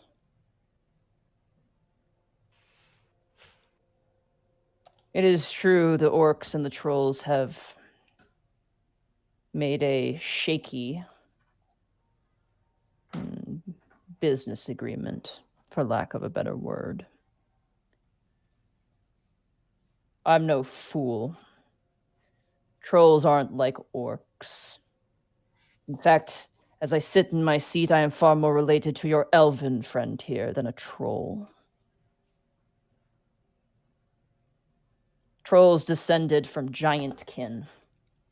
And if what you're saying is true, then Corelch the Bride took that prince for what I can assume an undermining purpose. Watch as he takes his cigar and just crushes it into an ashtray.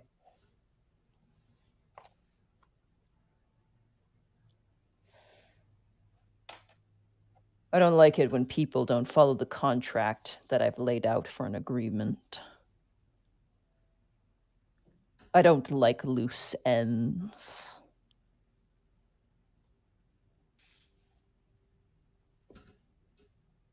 So, officers, how can I help?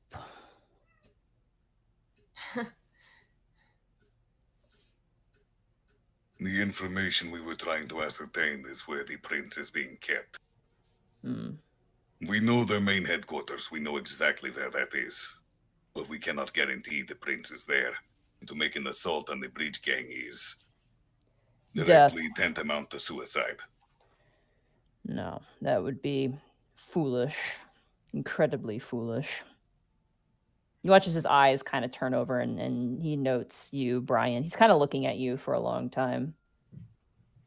He's not going to look away from him, but he's also not going to say anything. He stares at you for a little while. Almost in a weird way, kind of acknowledging you, but you're not sure why. I'm going to say roll an insight. Oh, good. I'm awesome at these. Let's see. 2. Okay. Wow. Yeah, you have no idea why he's staring at you for a bit of a longer time. I'm gonna give him a glare. I'm gonna make it known I'm not happy with him, but that's about the extent of what I can do because I have no idea why he's glaring at me.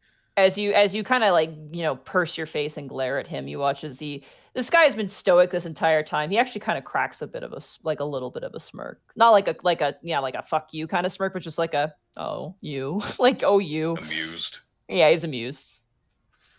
You watch as he pulls open a drawer next to him, and he pulls out a black case.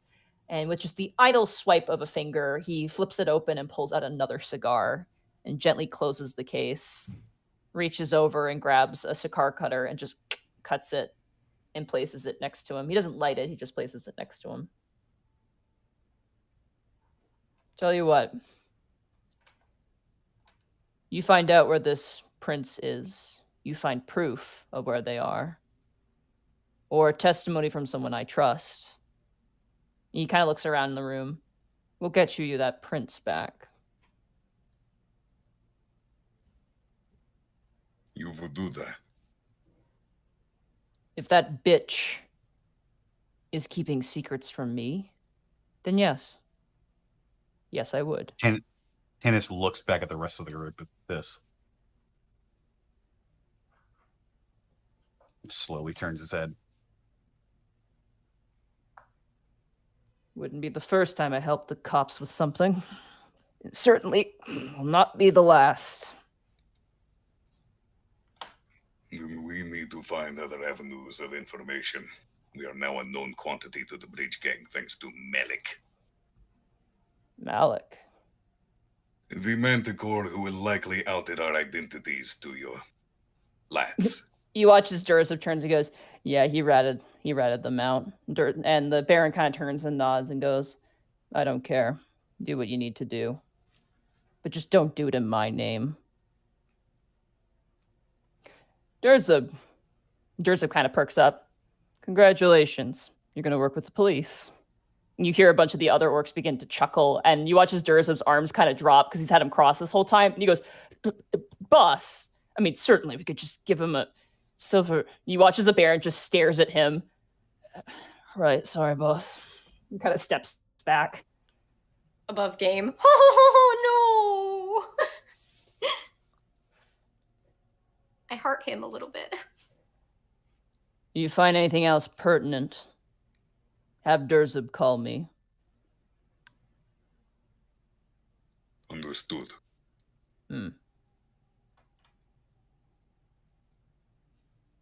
Agok, he turns and there's like an orc who's like currently like picking his nose in the corner. He's like, kind of looks forward. Get the elf his daughter. Apologies, Mr. Tanis. But we didn't have a means of getting into contact with you. We found other venues, and I didn't want to leave your daughter by her lonesome. I don't think it's very responsible of a father to leave their child on their own for too long. I'm assuming that's what Yagnar is for. You watch as he kind of just stares at you and goes, I'm a busy man. So am I. You might need to get a Yagnar of your own. I might just have to do that. Thank you for the tip. You watch as the orc leaves the room. So, that's our business then. To ensure this, you are all on the same page.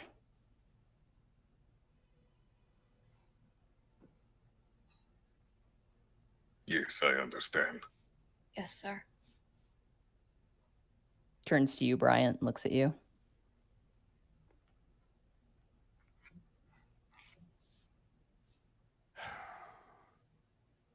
I don't have much of a choice. Turns to you, Tanis.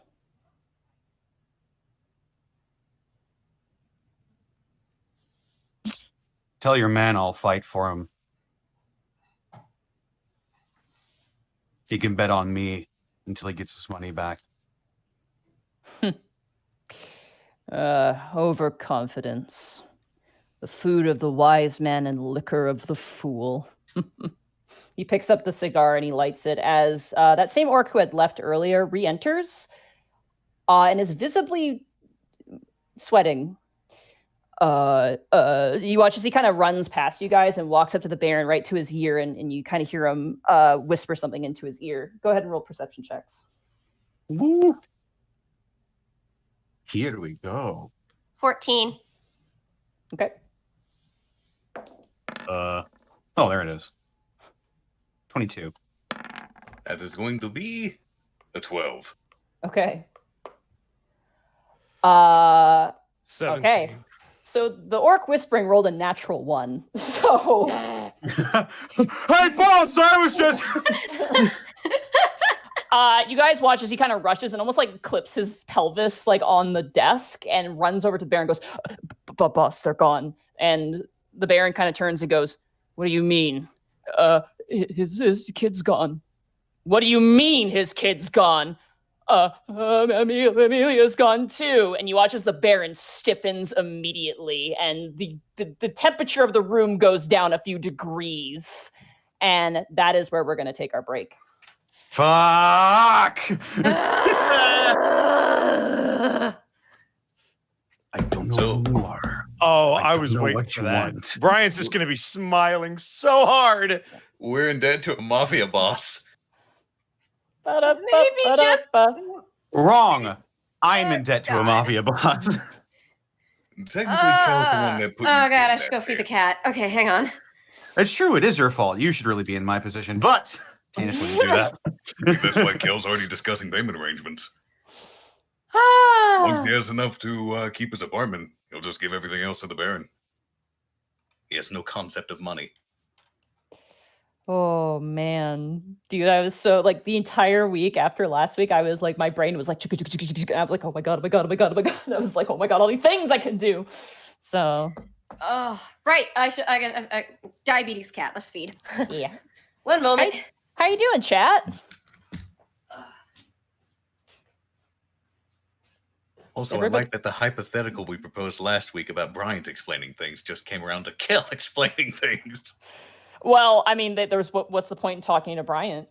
Like, there was really no point. They wanted to find you. They clearly they took all his shit. So here's the thing about the orcs and how they work. So there's a lot they did that you guys did not see, but I had to plan out like off screen how they took the steps to do what they did. That's why the orc mafia is fun, because they're doing stuff behind the scenes in sequential order, where if I had to explain it, it makes sense. Because their chain of thought is based off of what they did themselves. So, for example, they took everything of Bryant's. They actually don't have his phone because his stuff is still half of his stuff is still at the fight pit. It was left behind. And then everything else, I could explain it later, but yeah, Wonder they thought we were the necromancy division. I'm shrugging. Who did you find at the fight pit? Avulaga was necromancy division. They probably assumed Exactly. since we So there's freed her. history there. That's you don't know why, but you know that they're investigating.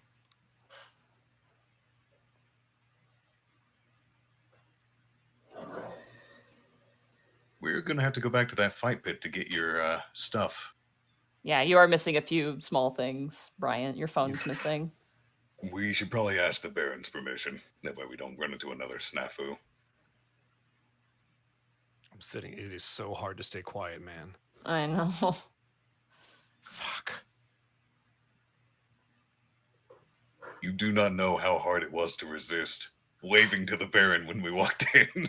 I was gonna say, if there is a person to not wave to, it is this fucking man. Of all the people in the city, this man is not the person to do it to. But that's your choice to make, and I'm really glad you didn't do it. Yep. Khel might be simple, but he's not dumb.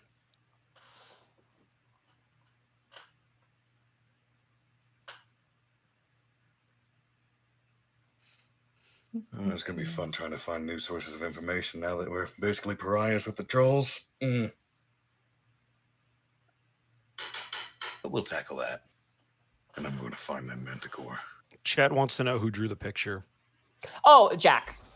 Yeah, that art, Jack. That is 100% Jack. He did this. He did this actually a decent amount of time ago because I knew this character was probably going to show up at some point. But he did a fantastic job with this. Like, absolutely fantastic job.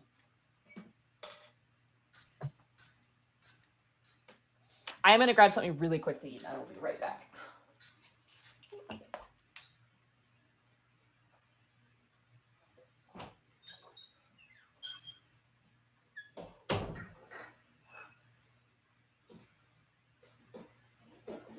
Well, that went better than expected.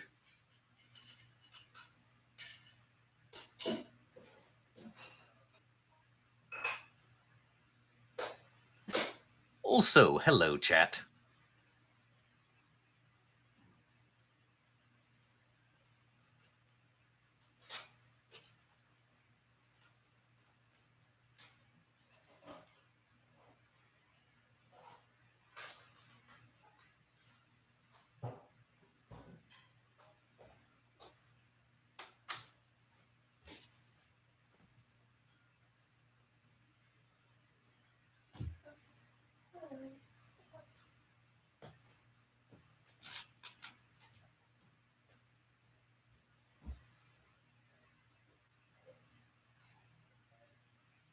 It is quiet.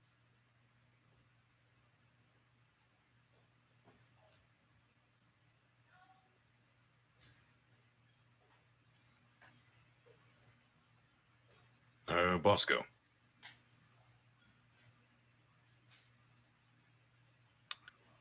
Well, guess it's just me. So, how you doing today, chat?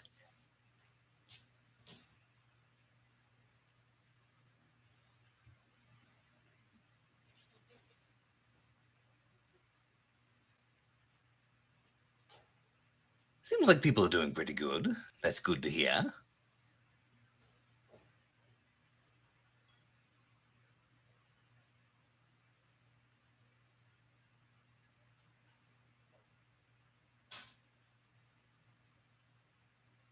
I'm doing fairly well myself thus far. Hopefully everyone's having a splendid night. Also, can we take a moment to look at this art because, oh, The Baron is amazing. I especially like the braids in the beard. For those who don't have beards or those whose beards are not long enough, I can tell you from personal experience that trying to braid your beard is really rough.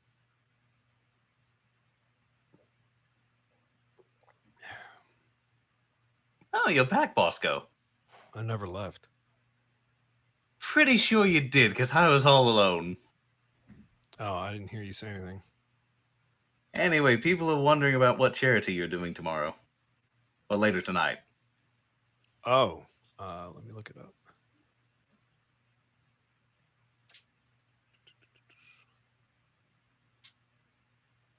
the Prince Division, Travis? I don't have money. But what I do have are a very particular set of skills. I knew you were going there. Skills I have acquired over a very long career. Skills that make me a nightmare for people like you.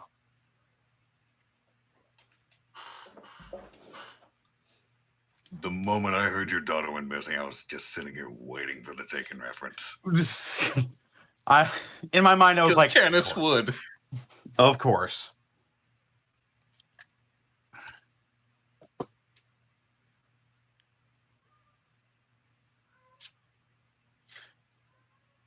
cat. Goblin. Yeah. She needs a bath tonight. She's getting a bath tonight. Stinky goblin. No, I do not hurt my voice swapping back and forth. It's just something I do naturally. I don't really Control it all that much.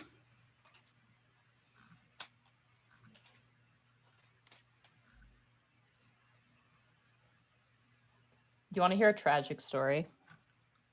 Our rolls? Well, I mean, Our rolls tonight have been okay, aside from the one. It's a natural one to start it.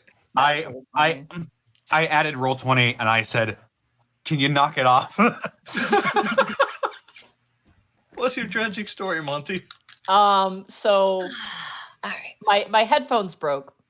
And on the same day my headphones broke, when I went before going to bed at night, I was like, I'm gonna drown my sorrows in my pickled asparagus that I love so much. And people can judge me for this. So I ate like, 4 or 5 Pickled asparagus. Yeah, it's really good. I really like it. Oh. So I ate like five spears of pickled asparagus, took the lid, put it on the glass jar, and then picked up the jar by the lid and opened the door, and the entire thing No. fell off the lid, smashed to the floor. Goodbye, pickled asparagus. No.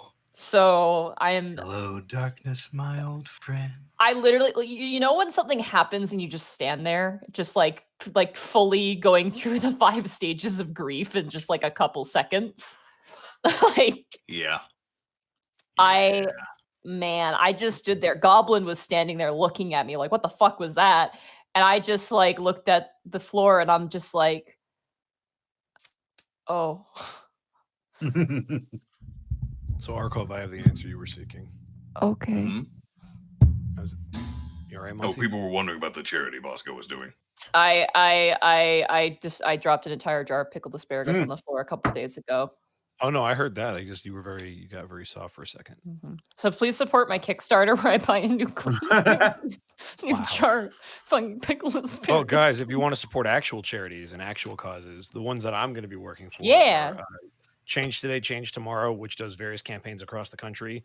Right now, they're doing hashtag Feed the West. They're doing one in Louisville, and a couple other places. So the links to that I can post. And then we're also going to donate to the Okra Project, which is a collective that seeks to address the global crisis that's faced by Black trans people. So they bring home-cooked, healthy, and culturally specific meals and resources to Black trans people wherever we can reach them. So it's there's a lot of bullshit going on in the world. We're just trying to make it a little bit better day to time. So that's what we're going to be working on. It's going to start at 1 a.m. PST. So are you allowed to talk about what the actual, like, what you get? Oh, are yeah, in that game? we're all playing dragons. We're basically the premise of the story is we're all doing that. That's all I'm going to say, but Yeah, you should check it out. we'll be rating them after the stream. So if you guys are watching the stream right now and you want to check out more D&D and you want to support a good cause, we will be rating them after we're done today's episode. Speaking of which, is everybody back? Yep. Okay. Oh, well, Arcolf. Goodbye, Arcolf? Chad. Oh. I'm always here. I don't leave. Yeah, I don't leave know. either. Maybe It's always maybe a I have safe to bet. go When pee or Connor and something. Sarah are back, we're good. I'm always here just waiting for my friends to return. Trying to find. So, Seriously though, that's a great freaking picture of the Baron. oh yeah, it's. I had a it's very specific thing I wanted. It's so Um, good. So, the moment that intro drops, this man who had been sitting in front of you very calmly immediately does not look calm at all anymore. His eyes go wide. He almost like opens his mouth, but he immediately picks up the phone and kind of quickly just jabs in a bunch of numbers and kind of talks, and he goes, "Every exit, block off every single exit, check everything. It's Amelia. You watch as he slaps the phone down. He turns over and goes, all of you, spread out! And immediately all the orcs are like, oh shit, and they all kind of scatter around. And you watch as the Baron stands up, and at the point where he stands up, you now get a sense of how big he is. He's about 11 feet tall, almost. He is huge. He looks down at the four of you with no real aggression, but just like kind of like, you know, checking all his options. And he turns and he goes, do you work with anybody else? No. Be sir. honest with me. We're the Prince Division. I'm not sure what you mean by anyone else. It is just We us work with- four. We've worked with dragons. There is no one with us in the Fiend Ward, if that is what you are asking. We were told we were on our own. He kind of looks at you. Roll a persuasion check. Okay.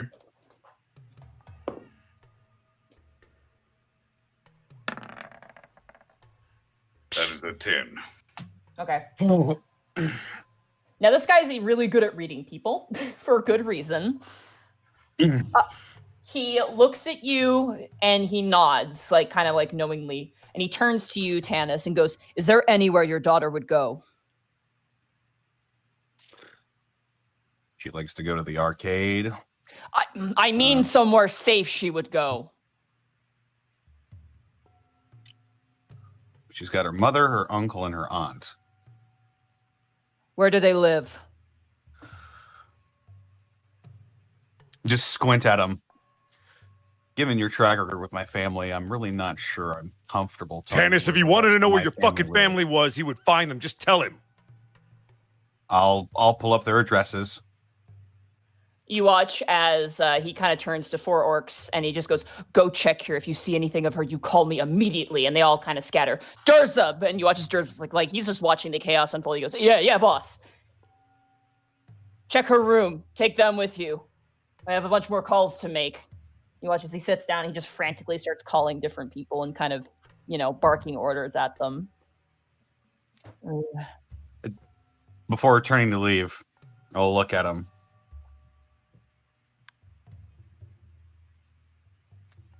That's how it feels. He hope narrows his this eyes has been- and looks at you. I hope this has been a learning experience for you, young man. He turns to leave. Karabash, get 5 people in the parking lot and you hear him just talking as you guys leave the room. Oh, As you leave the room, Tanis. That's gonna hit. That's Get shot in the head. Yeah, I was gonna say goodbye. Just a How did- freaking arrow, just like I slashed cannot in wait the to back read of the his fucking back. YouTube comments about why did they switch characters? 19 to hit you. That'll hit. Okay. You take 4 points of smacking damage as Durzub smacks you upside the side of the head and goes, what the fuck are you fucking thinking? He's You don't talk fucking to my thinking daughter of that his- way. He's My fucking daughter is thinking of his own missing. kid. My daughter is missing. You think starting fight's gonna help either of you? No, but You'll have to tensions are forgive me. high. I'm not exactly thinking straight at the moment. Thanks for that, by the way. Show us to her room. You watch as he pulls out a cell phone and presses it to his ear. Yagnar, where are you? She's missing. You watch as you guys are kind of hurrying down the hallway. You watch as he like brings you guys to a room and just kind of pushes open the door. It is a very nice bedroom. It's definitely not meant for a child. That's for sure. It's like a suite. It's like the bed is like for a kid. I mean, you saw her, both Tanis and Bryant. For a kid her age, the bed is like almost like 100 times her size. It's almost like insane how large it is. Clearly meant for like 2 orcs, if not a 3rd orc. You're not sure. The room is similar to the Baron's room, where one entire side of the wall is just glass. There's a spattering of kind of like basic toys. They don't look like they've been played with very much. There is a small desk that appears to definitely not fit with the rest of the decor of this room, with like, you know, textbooks stacked up. There's a bathroom with like an open bathroom, which you can't really see inside from this angle. and like a big kind of dresser combo. Notably, on top of the dresser is a glass tank, like a tank of some kind. Like a fish tank? Yeah, like a fish tank, but it's got like a front door on it. Essentially, it opens from the front. Is there anything inside it? Go ahead and roll an investigation check. Here I go. Should we all roll that? Sure, you guys all immediately go to the fish tank. As Durzub's on the phone, you can kind of hear him talking to Yagnar, and he's just kind of barking at him, essentially. I got a soft 20. I'm going to assist Khel because I'm not even going to bother rolling. So you get advantage, Khel. You get advantage, Khel. Are we all just investigating the fish tank? I'm assuming that's what everyone Or the room, I guess. I'd like to investigate the room in general, see if there's anything I was going to say the room. I might leave suddenly. Something's not sitting right. Oh, are you okay? I think I'll be fine. Just Okay. gotta. Do you maybe want to go ahead now and sort of just sit over the toilet for a little bit? I'll still be.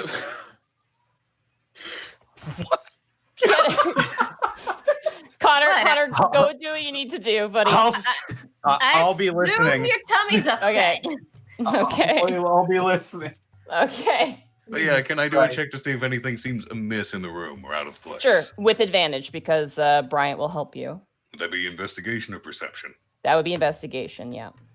I'm actually proficient in that. What? The So rules give aren't me helping you. specifically where are you looking? Because you can just say I investigate the whole room. What specifically are you going to investigate? Oh. Are there any other doors in this room? There's a door leading to a bathroom, but there's one door in and out. I would like to focus on the desk myself. Okay.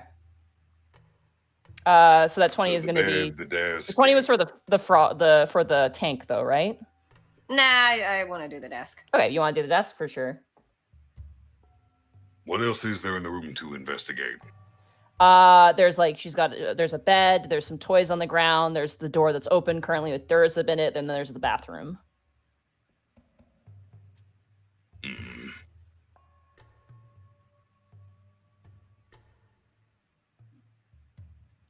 Is there I don't carpet? think there'd be anything on the bed. It is a Is there- carpeted room, yeah. It is a carpeted room. Are there footsteps in the carpet? It's not thick enough to show footsteps, unfortunately. Then I guess for lack of anything else to investigate, I'll investigate the bathroom. Okay. Go ahead and roll investigation check with advantage. That is a soft 20. Okay. So Gibby, you head over to the desk, and you kind of leaf through. It's a lot of homework, long division, and you kind of thumb through, and you do find something poking out of one of the books. What is it? You pull it out. It is a very strange drawing. Almost like rough and crude. Almost like, when you play a video game and you see something for a split second, you have to kind of remember it and jot it down. It seems like something like that. It's a circular symbol with 15 weird kind of scribble markings inside of it, almost in a circle. And like a strange shape in the center that you can't really make out too well. It seems to have been made in a hurry, with not too much thought or reference. Okay. Durzub. Just I'm no. gonna go over to him and I'm gonna go over and show him. Does this mean anything? What? He puts up a finger to you and he goes, "Just fuck off with the food and get over here." And he snaps the phone shut. What? Does this mean anything to you? He kind of takes the page and he looks at it and he goes, "It looks like some magic shit. I don't know." I found it on her desk. Looks like it was done in a hurry. You humans know more about magic than I do. You make of this. What is it? Can I roll Arcana on that? Sure, go ahead and roll Arcana. All right. That is 17. You look at the formation and the structure, and even though it's crude and very clearly drawn by a child, this appears to be a ritual sigil of some kind. You don't know what it is because of how like slapdash it is, but just the formation, the runes, like those aren't letters, those are runes. And then the thing in the center is probably a symbol, but you can't make it out because it was done so quickly. Above game, Bryant's paladin, right? He's magically inclined? He is, yeah. Okay. It looks like something like for a ritual or something. Bryant, can you look at this? I'm helping Khel, but I'll go look at the book, I guess. Yeah. Khel, you were looking at. The bathroom, which I doubt Bathroom. anything's there. Okay, you go into the bathroom. The bathtub is just a giant jacuzzi. Like, it's almost a swimming pool, like sized bathtub. The space is definitely, again, is too lavish for a child, but there's like, towels hanging up, fresh towels. There's like shampoo, and there's a lot of rubber duckies, like a ton of rubber duckies everywhere. Beyond that, as you kind of go through, there's nothing really that catches your eye. I figured. Yeah. I'll call to him too. Khel, do you have a sec? I'm trying to figure this out. I think I need your eyes on this. Yes. What do you need? This paper, I found it on her desk. It looks like runes for a ritual. Do you know what this is? Go ahead and roll either Arcana or Religion of your choice. I'll help him so you get advantage. They're both zeros, so pick your poison. That's why I'm giving you advantage. You're magically inclined. Don't you have any Arcana or Religion yourself? Those Sure, are both let's go with that. intelligence. Mine is 0. You forget, Sarah. They dumb. That's an 8. Great. I will wait. I think Tanis to look tried. at it too, but I'll wait. Oh, 'cause- good. This. I'll roll Oh, there more. you are. Okay. These things are named out of my wheelhouse. I am very spiritual. Sure. This I does guess not sound like Arcana healing check. arts. Yeah, Arcana check. How's a Okay. 16? 16. That's pretty good. Hey, that's not bad. This you're able to come to the same conclusion as Gibby. This is definitely a ritual sigil. And as you look closer at it, the figure in the center is something like a skull. Is that a skull? Skull Yeah, typically kind means of. necromantic. Durzup kind of leans over the rest of you and he goes, "Why is Amelia drawing freaky shit like that?" Probably because she can see ghosts or something. Fuck off. Well, last time I saw her, she was talking to something. She's got imaginary friends. Every kid's got imaginary friends. No, I saw that look in her eye. Are She we was definitely Wait. there. There was definitely something up. I mean, you know ghosts are real, right, Dorzeb? I know the There answer is an entire lich ward, after all. We Oh, yeah. have a necromancy division, although I'm fuck. sure you know that. Fuck those guys, by the way. We're aware. Question. Was Amelia aware that Tanis's daughter was here? I think she may have seen him, maybe. That's what I assume. Okay, let me explain what happened. Yagnar, because he's a mouthy bastard, he told us about your daughter. I don't think he meant to, but he's a fucking moron. He points to you, Tanis. So we thought, great, we take Yagnar, we get your kid, we get your phone, we call you, we keep her here. So maybe when one of the boys was loading her through, she must have seen her and maybe made a break for it. Amelia's a nice kid. She's a sympathetic kid, So she probably was freaked out seeing someone she knew. So he does work with you. That was a bluff. Yeah, Yagnar kind of works with us. He kind of just rolls his eyes.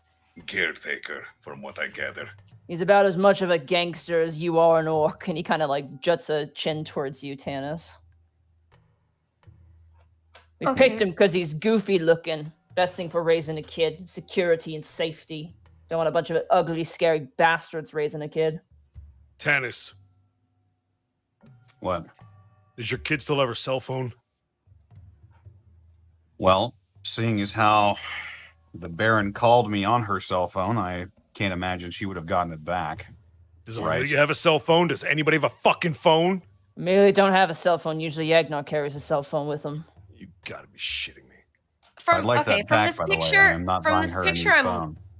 From this picture I'm looking at, can we safely assume that this is something like you would draw out on the ground or something?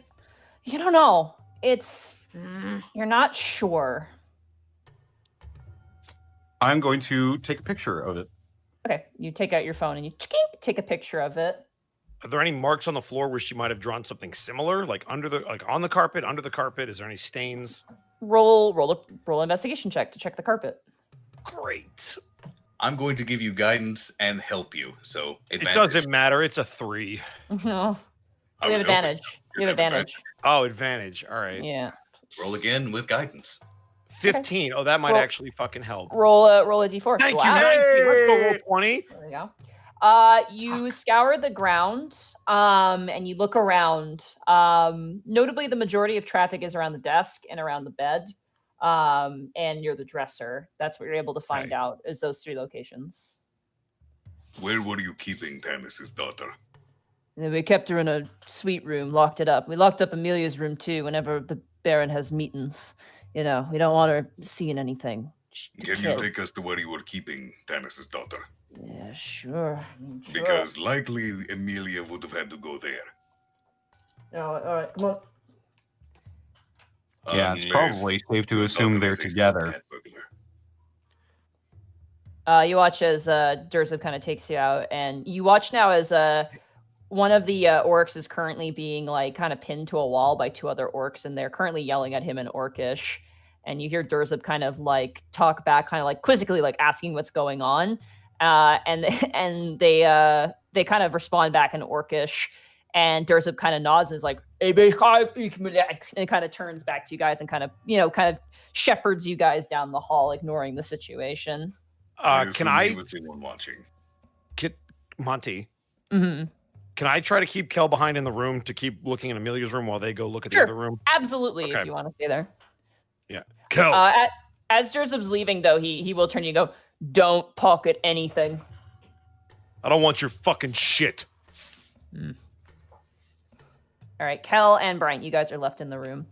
Tanis and Gibby, you guys are led to a few doors down, only 2 doors down. You guys are led to essentially what would be a guest suite. Notably, the room is basically untouched for the most part. Just at first glance, it looks like Amelia's room, but without the extra additions, essentially. It's kind of soulless and empty. Does anything look out of the ordinary, out of place? I'll say just roll a general investigation, the 2 of you, each individually. Sure. Oh, okay. 14. Here I go. Okay. 4. 4. Tanis, you kind of scour the room, like kind of just like pretty angry dad mode. As you guys look around top to bottom, He's busy sending off that picture to just everybody he can think of at the division, the chief. Oh god, I forget her name. Lucy. Lucy, yeah. Okay. You send it off to them. Does that mean anything to you? Lucy responds with weird mandala kind of question mark, like unsure.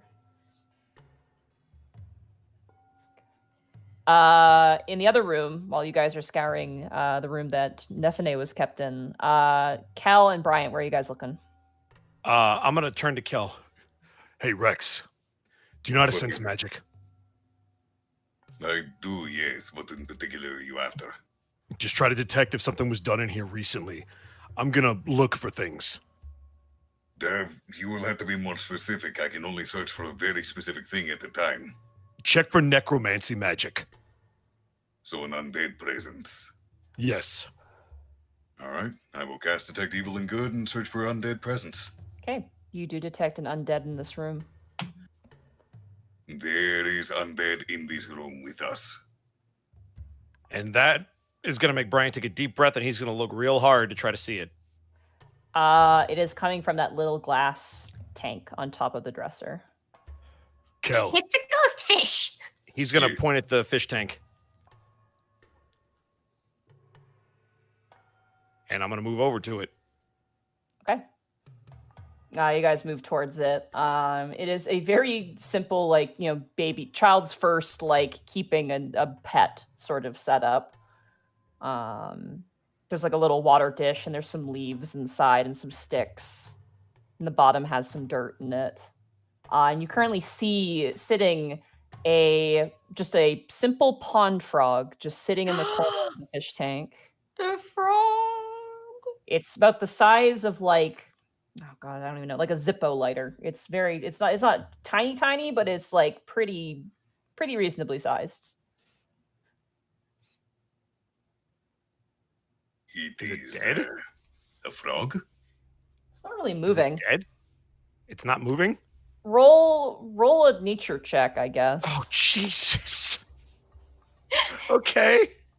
Do we both do that? 13. Yeah, go ahead. Kelly, you do it too. This is gonna be bad. This is real bad. Oh, also 13. Okay. Unlucky number 13. It is moving. Like it does when you guys are kind of leaning in, it does react to you. Notably, it is not breathing. So it is an undead frog. Huh. That is a very strange pet to keep. She was trying to resurrect her frog. Wait, what? You said in the book there was what? When you're a kid and you're 10 years old and your frog dies, what's the first thing you would do if you knew about magic? Try to bring it back. This tells me that Bryant wasn't listening to the girl. Above game. Yeah. Yep, he wasn't. Fucking course. I don't want to strangle Bryant. I know. So she brought back her pet frog? I don't fucking know. Does this damn thing talk? You tell me. You see things? Hey, frog! Of course, it's a fucking frog. Are there any other undead presences in this room or any consecrated ground? Because this lasts a few minutes. There is consecrated ground as well. It's subtle though. It's not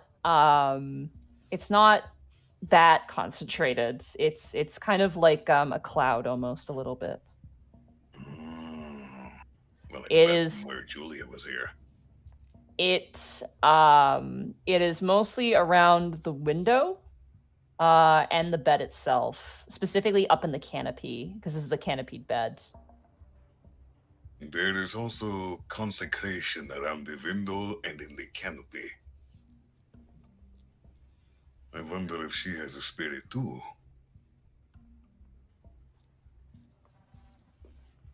Oh, shit. What?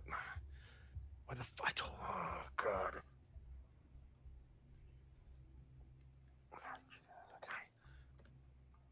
Of course, now they're never fucking around. When I need to talk to somebody, they're never fucking here.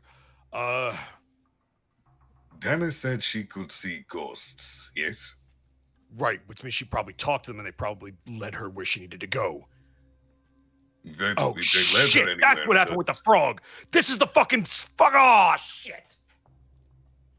if you think the ghosts are leading her somewhere, I can keep this up for 10 minutes at a time. If we go to the No. building, if they are near, I can No. track them. Rex, you don't understand. I just remembered something. What? What did This you is the remember? fuck. So I saw her. She came in the room when I was tied up. And she mentioned she put a soul back in a frog when she was in school. That's a frog, and it's a weird frog. Oh. That must have been really awkward in the middle of class. Boy, you don't think. But where the fuck did they take her? If we can go to the building, I can keep scanning. If we can somehow get within 30 feet, then I might be able to track. You have to stick with me. We have to search this whole building. I guarantee you there's still going to be those things with her. Then that's our best bet. Let's go. All And right. Kel and I are going Meanwhile, to start moving around. in the other room, Does this happen a lot? Does Amelia tend to wander off on her own? she's supposed to stay on this floor. That's, it's her house, more or less. Look, Has this okay, but specific does scenario she- happened before? what do you mean, like her running all the way away? Well, just Like going has missing? she ever? Yeah, basically. No, never. She's a good kid. I mean, she I don't know. Look, okay, the Baron's trying his best, all right? I mean, given the circumstances. I mean, she's a human, and we're all orcs. We're trying, I understand. Oh, I don't mean like. I mean, has she ever wandered off in the building? It's a big building. Has Yeah, she yeah, ever? Is there any Is there Okay. anything of Nephine's in this room? You look around, you don't see anything. Nothing. But you do notice that the door handle is kind of weird when you make your way out of the room. Like when you grab the door and you kind of twist the knob, it's almost like there's nothing there, and it just kind of like the whole thing spins almost entirely like all the way around, like almost an entire clock cycle. What's this for? Huh? This.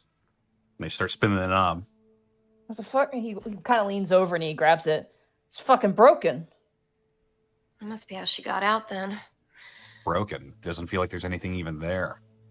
The fuck? He watches. He kind of like he pulls out his cell phone and he turns on a cell phone light and says, "You got better eyes than me. Take a look. What's in there?"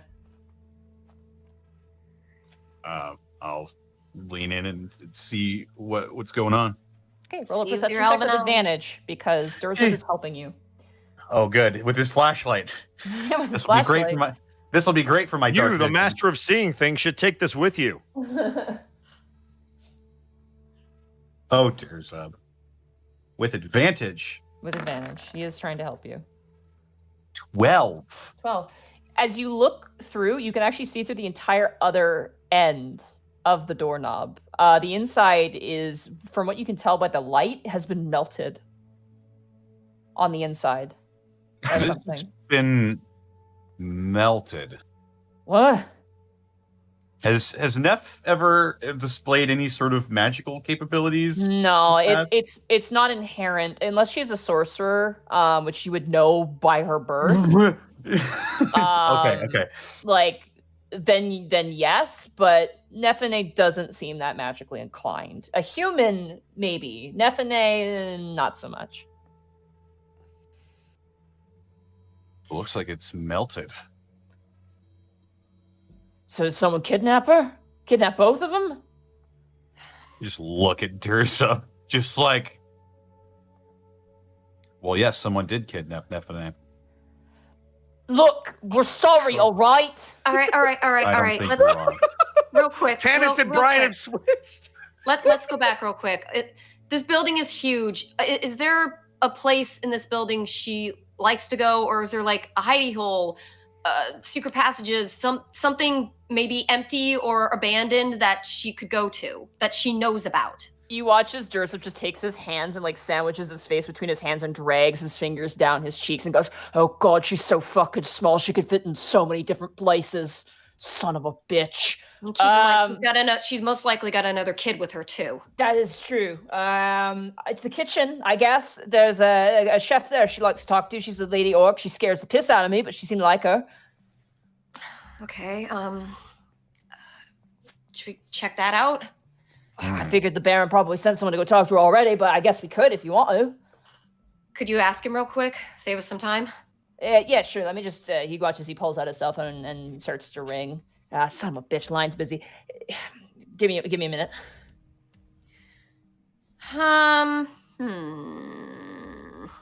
What else?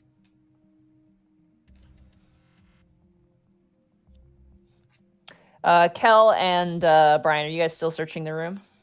No, we left No, the room. we We're left the trying room. to We're start to roaming scan around the trying building. to get a signal on Yeah. Undead. All right. You guys make your way around the top floor, which is where you are. Mhm.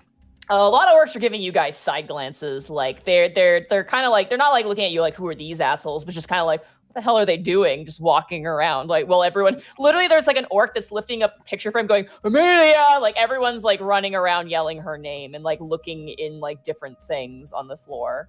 Khel is do we get a specifically ping? looking around, trying to search for consecration and for undead with Okay. his detect evil and good.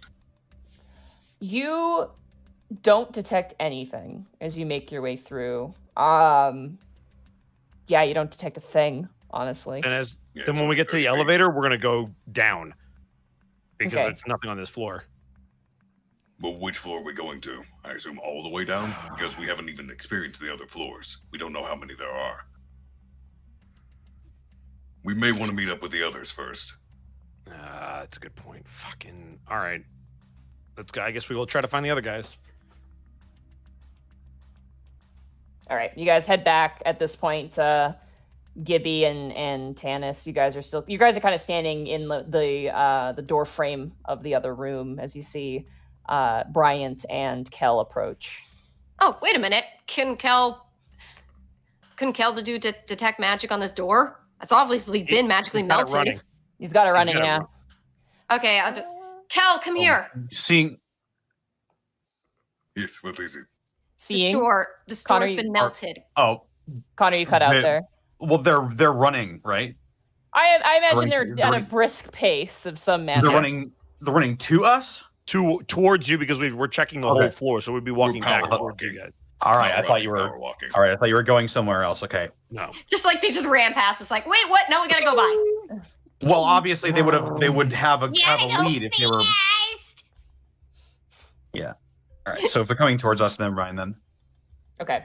You guys Do all I meet up with detect each other any again. consecration or undead on that door? You do from the inside of the door frame. You detect something. Undead, I assume?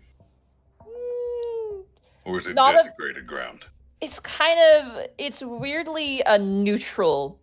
Yeah, I'd say actually, desecrated. It's desecrated. Hey, Monty. Yeah. Having now seen that this is melted, does it look like electricity could do this? Do you take a look? Yes. All right. As you look inside, Durzup again pulls out his cell phone and turns on the flashlight. You see little wisps, like a little tiny remain of wisps just dancing around, almost like when you blow out a candle and there's like a little single kind of thread kind of moving. You see that inside of the door frame. Does it look similar to what I saw when she came in the room before when those two things were flying around, like at the tail end of what the... Okay. Yes, it does. Yeah. Do I have a general idea of what that quote-unquote signature is? So if I were to see it again, I would know?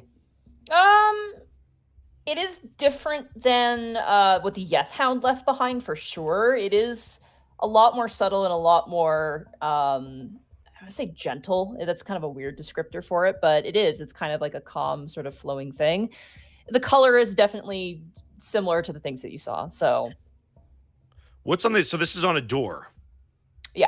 So this Inside is the on the door. door to get out. Yeah. But right in Okay, the middle so- of it. So it was right in the middle of it, more or less. Okay. Is there any other way out of this room other than going through that door? No. There's a bathroom, but that doesn't lead anywhere else, and it's just the one door in and out, almost like a hotel room. Okay, so they're definitely not here. I'm going to turn back to the orc. Is there any place else in this place that she would go? The Baron's office. You watch as he counts out. Baron's office, the kitchen, her room. Where's the kitchen? Downstairs, main floor. Let's go to the kitchen now. Okay. Jesus. Humans. Darzib, Yeah. I do not think Amelia has imaginary friends. This doorknob is desecrated, undead, all over the place. Her room also had consecrated ground. All of you in the room. He points to the room that Nephine was held in. I'm not fucking everyone in there right now. Okay. Khel walks in. All right.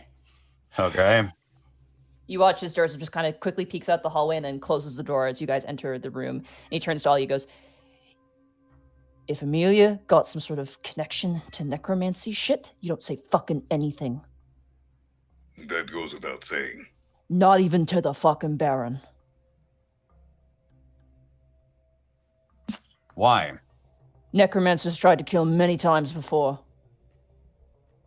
He turns and looks towards you, Gibby. I almost died to one. This is his daughter, though. We She don't ain't. even know what this is yet. She What? ain't a fucking necromancer, all right? I really doubt that she is. Just Just because saying. she sees ghosts does not make her a necromancer. No, you listen to me, dragon friend. She don't see ghosts, all right? She don't see ghosts. Hey, Go. douchebag, she doesn't see ghosts. Now go to the kitchen. Just, I don't want the kid getting in trouble, all right? Shut up and let's go to the kitchen. We didn't see anything. All right. And we don't know anything. I don't care. I want my daughter back. We'll get your daughter back. I'm just letting you know what we're You'd- dealing with. Better. Kitchen, everyone. It's so urgent. And he throws We're open the all- door. Yeah. Jesus Christ. You guys make your way down into the elevator to the ground floor again. and you guys make your way into the kitchen. Currently, there are boys everywhere. You make your way through the hallway, and you can see that as you make your way to the barn, and you see Durza just kind of peek. The doors are kind of open. They're being held open. And you can just see there are just like about 50 different orc mafia members just going through the casino, looking through everything. I You guys still make your way have past. detect good and evil active. Do I Okay. pick up on any undead or desecration, consecration? Besides the evil devil's game of gambling, no, you don't detect anything. The ultimate sin. You guys make your way to the kitchen, where you currently see there's like 2 other orcs there's an orc in the fridge going, Amelia, like looking through the fridge, like pushing the mustard out of the way. Not all these orcs are super smart. Others are like kind of like, properly looking in storage things and like, other things where she actually would fit into. As you guys enter in, one of the orcs, you can see that they have copper rings on their fingers, these guys. One of them turns to Durza and goes, Durza, we're just checking the garbage chute right now. And Durza just kind of gives a nod. And he walks up to a female orc woman who is kind of standing with her arms crossed. She's that same woman bartender you saw earlier with the ponytail in front of her hair. You watch as Durza. She kind of cocks her eyebrow. She is taller. She's a bit thinner in stature. And she looks to be about, I'd say probably younger than Durza. I'd say she looks like she's probably around like 25, maybe, in age.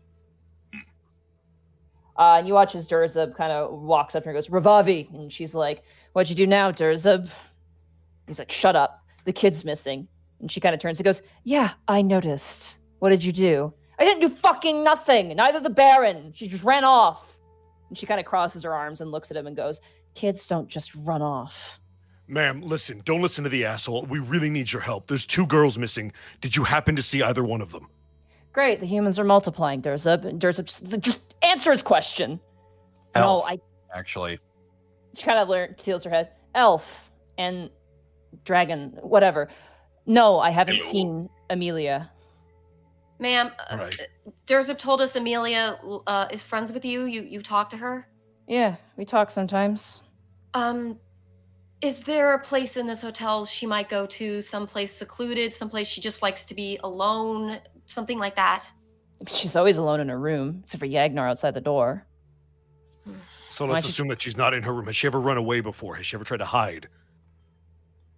No, Durza kind of turns and she looks to you. And she turns to Durza and goes, there is Mama Rugiki. And you watch as Durza just like stiffens. Like the moment she says the name, his back straightens, his shoulders set back. He tucks his hands close to his body and he turns a lighter shade of green. Okay, so who is that and where can we find them?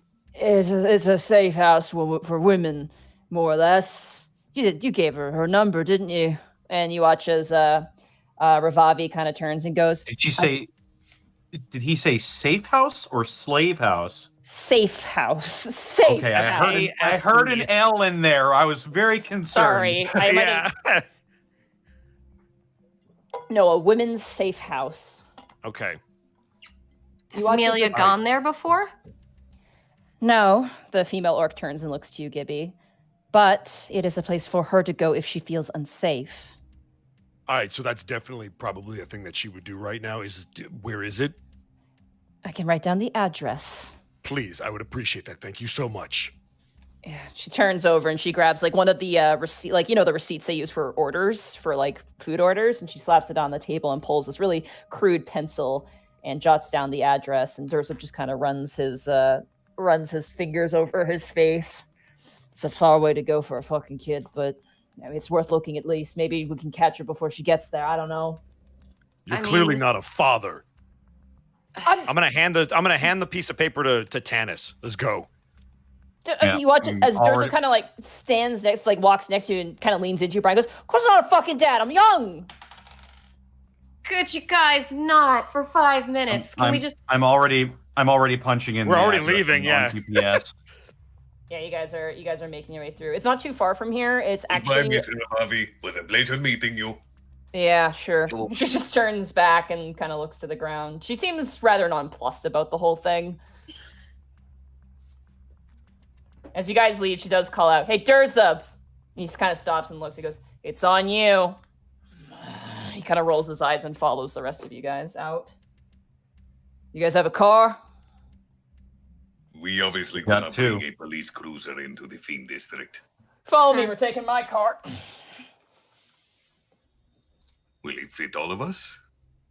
Yeah, it can fit me, it can fit all of you. Come on. Kel will follow. Sure, why not? Tanis. What? I'm gonna shoot straight with you. If we're meeting somebody named Mama, don't let his ass talk. Who? Durzub? Yeah. Because if your nickname is Mama, she gonna beat your ass. I wouldn't know. Mama just killed a man. But I got up to her head. Oh, sorry. You guys make your way to the parkade. Bryant, you remember this parkade. It was not a fond memory, but you're back at it again. Eventually, you guys make your way over to a very, I don't know car brands. I'm just going to preface this entire explanation by Monty, starting with describe the that. car and I'll give you a car. What's like a Mercedes-Benz? Is that? That's a very fancy car, yes. All right, I'm going to look at a Mercedes. If you want like a mob car, like a Rolls Royce would be super a- fucking expensive. How If do you you also spell want a Benz? good mob car, a Cadillac Coupe de Ville. Yeah, a coupe de, or an Escalade. Oh, it is. I would say it's probably. I forgot the name of the other car. That's how bad I am at this. Because the Coupe de Ville has a special feature where you can make the windows roll down slowly, and they come tinted with a phone in the car. It's not a Coupe de Ville. It's definitely not a Coupe de Ville. It's a modern car. What about a Maybach? I don't. Oh God, We're look at spending me. so Just much type in time Maybach just in a- figuring out his fancy ass car. Well, fancy car. Sure, like a Maybach meets a Rolls Royce. You know what? Okay, It's a Mini cool. Cooper. Go. Slick black right. color, pristine, polished, like waxed exterior paint. It's a nice fucking car. It's a very So- expensive car. It's a Transformer. Sure. You guys make your way over it. He throws open the door and he kind of turns to you and he goes, "All right, get in. Kel will get Mine- in. Mind the Already in. All right, you guys load in. Who's in the front seat and who's in the back seat? I'll go in the front. Kel Okay, will be in Gibby. the back because more room. Gibby, you sit in the front. The rest of you guys, it's not actually that like tight. It's a very big car. You guys sit in the back. Orcs. Yeah, orcs. It's meant to fit orcs specifically. So you guys sit very comfortably. In fact, Khel, this is probably the most comfortable ride you've had in probably your entire life. Okay, he is not fitting in a Maybach. So this is what it's like to have legroom. Okay, he's tearing up in the back. This is so nice. The car revs to life. The motor is really, really good, and you watch as very, very like well controlled. Durza backs out the car out of the parkade and makes his way out of the parkade, the underground parking lot, onto the city streets at this point. How far is this trip? You don't know. All right, well, we're gonna wait. I would say keep an eye out as we're driving as well. Okay. Also, you've still got that detect good and evil active, so that's good. It only lasts 10 minutes at a time. It's Yeah, faded shit. by now. Yeah. And I have a finite number of spell slots. But Monty, may I roll a perception check to keep an eye out as we're driving? Absolutely, you may. If I That's see not a magic ritual. or That's I'm not a gonna do ritual quick roll. spell, is it, Kel? No. Ah, shit. All right, worth the shot. That's a natural 20 perception. Ooh. Telling you right now, if I see a manticore, I'm going to tuck and roll. Very- And I'll be right behind you. As you are driving through the city streets, you do see a lot of things, Khel. Like you're literally like, both your hands are on the edge of the the window, and your like nose is pressed up against the glass. You're fogging the glass with each breath out of your nostrils, looking out the window, seeing various different things. But you don't see a thing. Aw, I'm sorry. Even with the natural 20, I'm sorry. You don't see anything. Yeah, that's fine. I'm It sorry. is a dude. city after all. But you don't miss anything either, so So you know he's not there. You know she's not there. So yeah. As That you're pigeon is attacking that cat. That is amazing. What the hell? As you guys are driving, Durzub kind of, I'm gonna say, actually Gibby, I'm gonna say roll a perception for me. Oh, thank God. Okay. 14. You catch Durzub just kind of every now and again, just looking at you, Gibby, just every now and again. Hey, Durzub. Yeah, I had a question. I take it your name's not Lori. Lauren. Wait, what? he actually has to hold back laughter. I'm not. Look, for what it's worth, at Ripgut, I really did not like doing that. But for the most part, I'm not a good liar. So everything I was telling you was pretty much the truth. My Wow. Just my intentions were fucked. Yeah. And I'm really sorry about that, honestly. I didn't like doing that. Now, look, I get it. You were doing your job. I mean, I fucking kidnapped your fucking coworker's kid, and I was doing my job, so that was you. No, I didn't grab the kid. Other boys did, but I'm involved. I can feign Tanis, injury. I'm having a conversation. Can you give me 1 sec, please? Look, I'm sorry for that. And honestly, you deserve more respect. You're really capable. And I would not say this in front of your boss or any of your colleagues, but I honestly do think you're really nice. Yeah. We'll see how long that lasts. He kind of leans back to the backseat. Y'all mind if I smoke? Just kidding. It's my fucking car. You watch, he just grabs a cigarette and just puts it in his mouth as you guys continue to drive, water splashing across the wheels. If you do not want that smell to stick in your vehicle, I would recommend rolling down your window ever so slightly and one of the back windows ever so slightly. Ventilation. We got a woman here called Seer. She cleans out everything. She's got this fancy doodad spell. Gets rid of everything. It's nice. Prestidigitation. Yeah. God, I hope she's okay. Do you think she wouldn't be? Amelia's a good kid, she's quiet and it's one thing to be us and doing our thing. It's another thing when you're that young, How did she come to be in your care anyway? So my boss, he kind of leans back and looks at Tanis. You can disagree, but my boss is a man of honor. So he keeps word, he basically you do good by him, he does good by you, more or less. I mean, case in point, I took not really a bullet, but I took a shot for him, and now I'm a red ring. Nice car, nice job, better pay, nice place to live, that sort of thing. I don't know the details, really. But Amelia's dad did the Baron a big favor. He was some photographer guy or something like that. I don't know what happened. But the Baron was really out of all the people in this fucking city, of all the people, that man, a human man, was the one that the Baron felt he owed the most.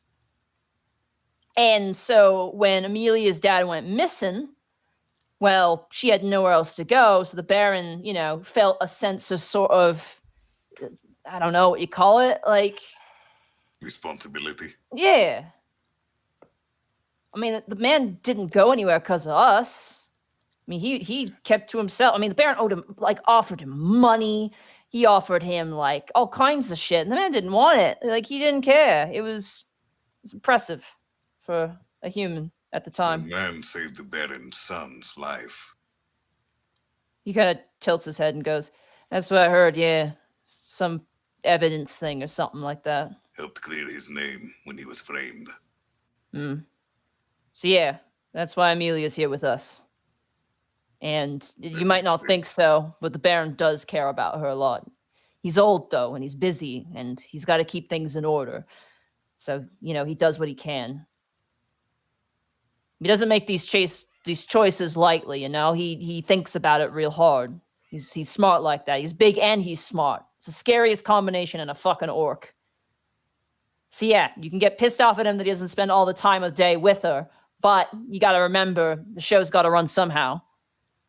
And his children, the Baron's children, didn't stick around to take on the family business, and he let them leave. He didn't make them do anything they didn't want to do. That is good of him. And like, I don't Many agree, parents give their Tanis. children that choice.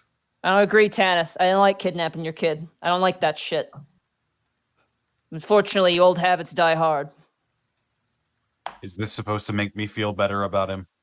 No. It's not working. I know. But like I said, we're going to make this right. For both of your sakes. All right, we're here. The car kind of comes to a halt. It is a gated, I'd say mansion. It's not a mansion. It's not huge, but it is a big house in a gated courtyard. You guys have traveled quite a way. This is weirdly nice for the border of the Central and Fiend Ward. There are houses here that have beautiful, like perfectly trimmed hedges, gardens. It's very lush. That would be the way I would describe it. There's lots of trees. There's lots of foliage, all kind of like landscaped. And this house is framed by this large, expansive, almost Windows XP background screen, like field of grass. Yeah. Serene. Very nice. For the middle of the city, very nice. Oh god! You watch as Durza like kind of opens the door and steps out the car, and you hear him kind of mumble in his breath. Oh, ancestors, God, my fucking spirit! Like he's just shaking his head. I am going to assume that only Officer Gibby can go in there. No. We can go in. Just mind your voices. Don't be too loud. Look, when I was a scrappy little bastard, this woman raised me, and she's firm. Oh, so it's literal mama. All right, you don't have to make fucking fun of it. All right, No, you can... not making fun. Trying not to laugh, but I'm smiling just a little bit. What was her name again? Mama Rugiki? Mama Rugiki, yeah. Rugiki. Yeah. She will... You should give your mother a hug. No. Khel looks stern. He points towards you. You don't know what you're in for. I was raised by a dragon. I know many things. Fair enough. Honestly, I take the dragon. You watch as he steps towards the door. You say that now. All right, you guys follow him? Sure. Yep. Yeah. I'm gonna give him such shit over this. You guys make your way to the front door. The house itself is very subdued, kind of almost like rosy colors, I guess. It's not really like bright, but it's not like depressing either. It's kind of got this sort of like magey kind of look to it. It's like deep blues and purples, and the frames are like this dark wood. It's a very nice house, very well kept. As Durza walks up to the door, he kind of like turns and straightens the tie, make sure it's nice and tight, folds over, make sure everything's buttoned, kind of brushes out any sort of wrinkles in the jacket.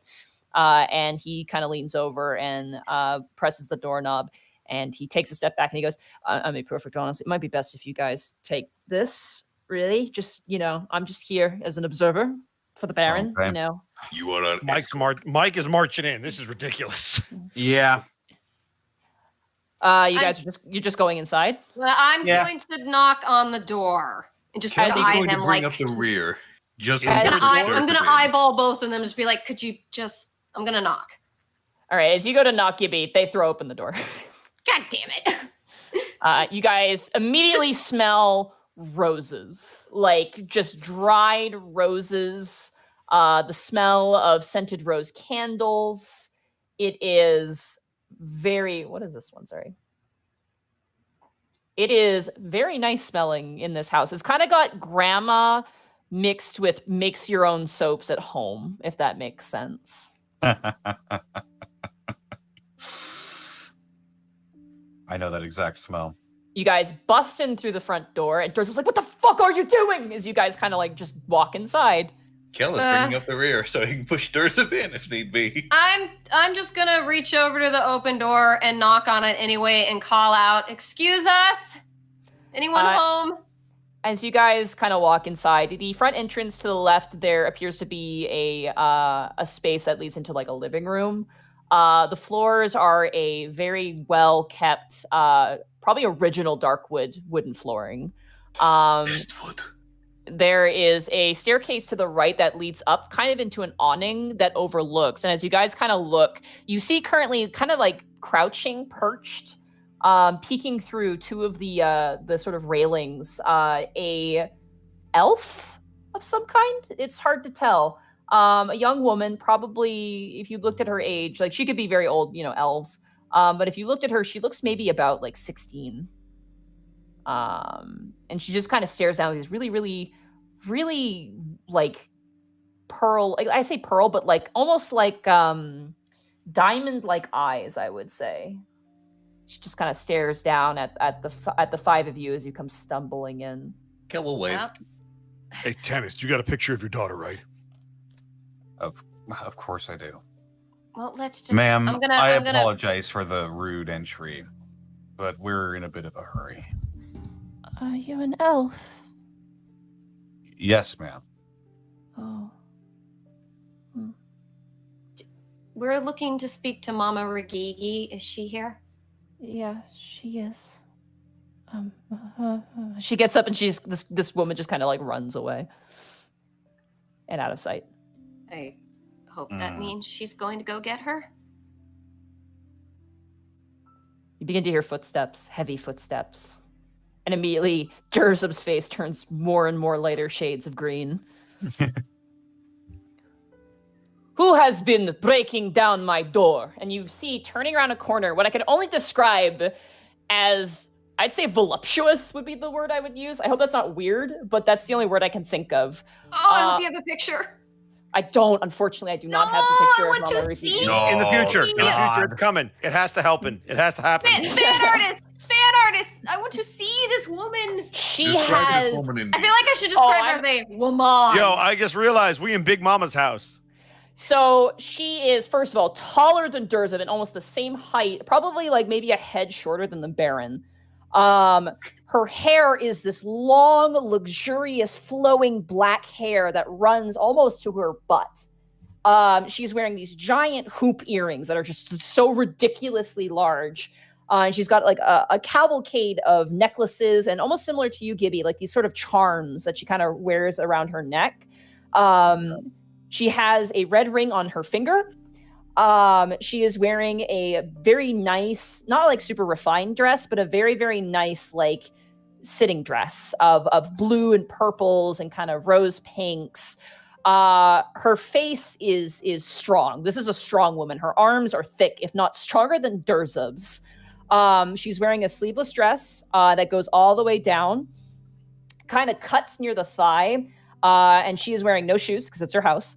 And the moment she holds herself in such a poised position. Also, I don't know how to say this without being very, very creepy. Well, you may as well. She's a curvy woman. I will say that. Like she's a big woman, but she's got the boobs in the butt. She's yeah. Got a donkey dunk. I love her already. She is older. Thick. She's sure. Yeah, we'll use that description. She is older, definitely older than Durzub. She looks like maybe slightly younger than the Baron. Like the Baron is definitely older than her, but she is definitely old herself.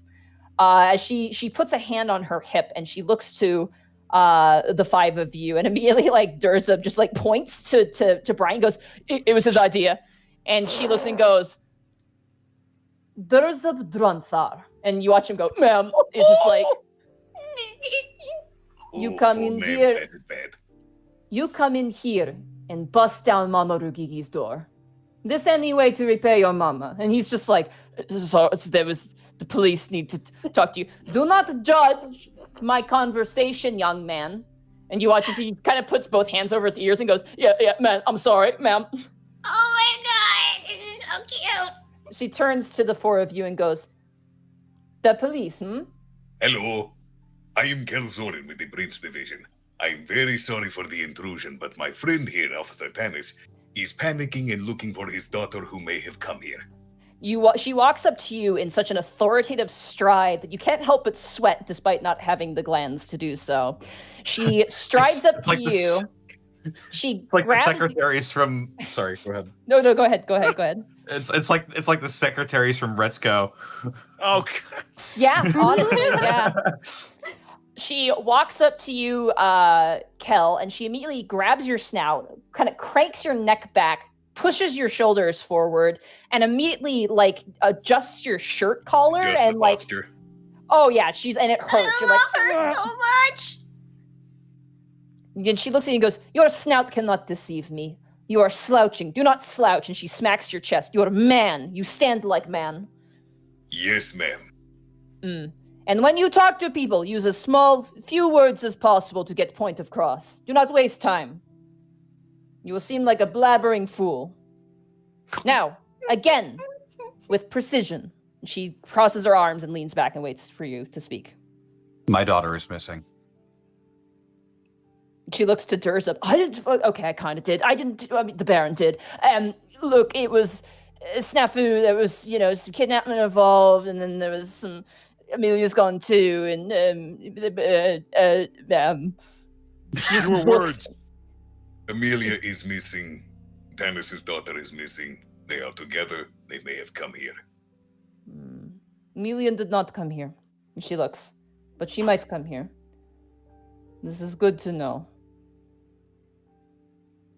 And she turns to Durzup and goes, "I will have choice words with the Baron on this. I know it. We were trying to fix stuff. We had words before about this. No more." And Durzup goes, "Well, talk to him, not to me. Don't make excuses, Durzup. I'm sorry, ma'am." On the verge of tears over there. Yeah, Oh my God, you about to get a paddling. Ma'am, Yes. you know- She looks down to you. "What is this?" And she grabs your hair. what? "You shampoo twice, condition once. Oh, Only yes. a pea size you use. Oh, yes, ma'am. Thank you. You two, stand up straight. Ma'am, do you know Amelia well at all? No stuttering, confidence. Speak again." Are you friends with Amelia? "Yes, I would say so. She's a good kid."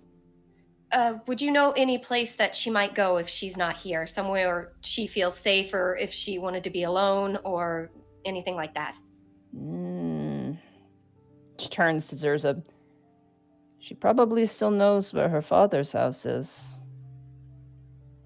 "Oh shit, fuck right." Durzup kind of rubs his head. "Hey, no swearing in Mama Rugiki's house." And you watch as he goes, Sorry, man. Oh. Enormous hand comes and scoops him up. Oh. I just had a thought. What was your thought? Frog, ghost and frog, dad dead, putting souls in other bodies. Yep. Oh. Hopefully not, though. Because she would need a body for that. She would definitely need a body for that. Thing is, I don't want to think this, but she technically has a body.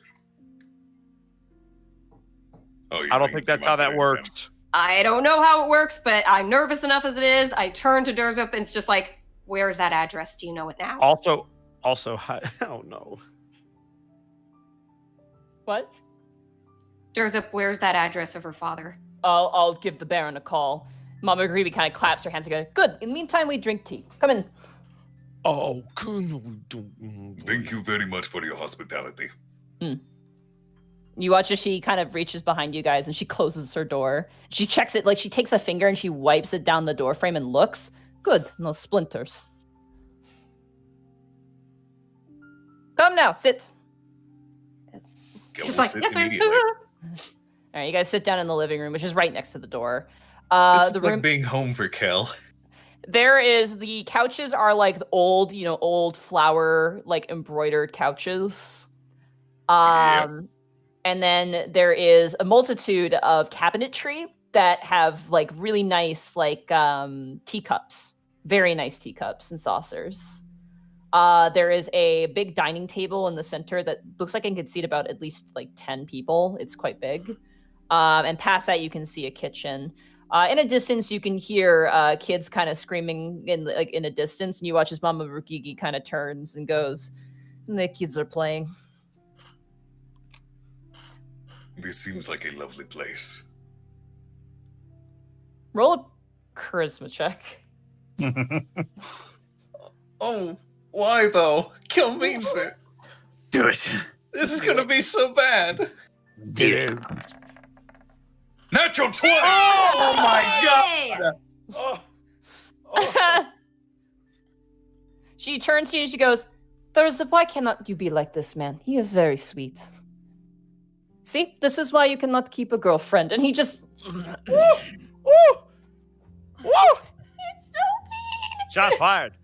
Shots fired. He watches as you guys are sitting down on the couches with your tea, and he's just like, he's on the phone. Like, he's been put on hold for a while. Mama Rugiki kind of leans over to you and kind of like this is a load of barnacles, like that SpongeBob guy who's like, this is a load of barnacles. She kind of leans over to you, Gibby, and she goes, you watch out for him. He's got preferences. How do you mean?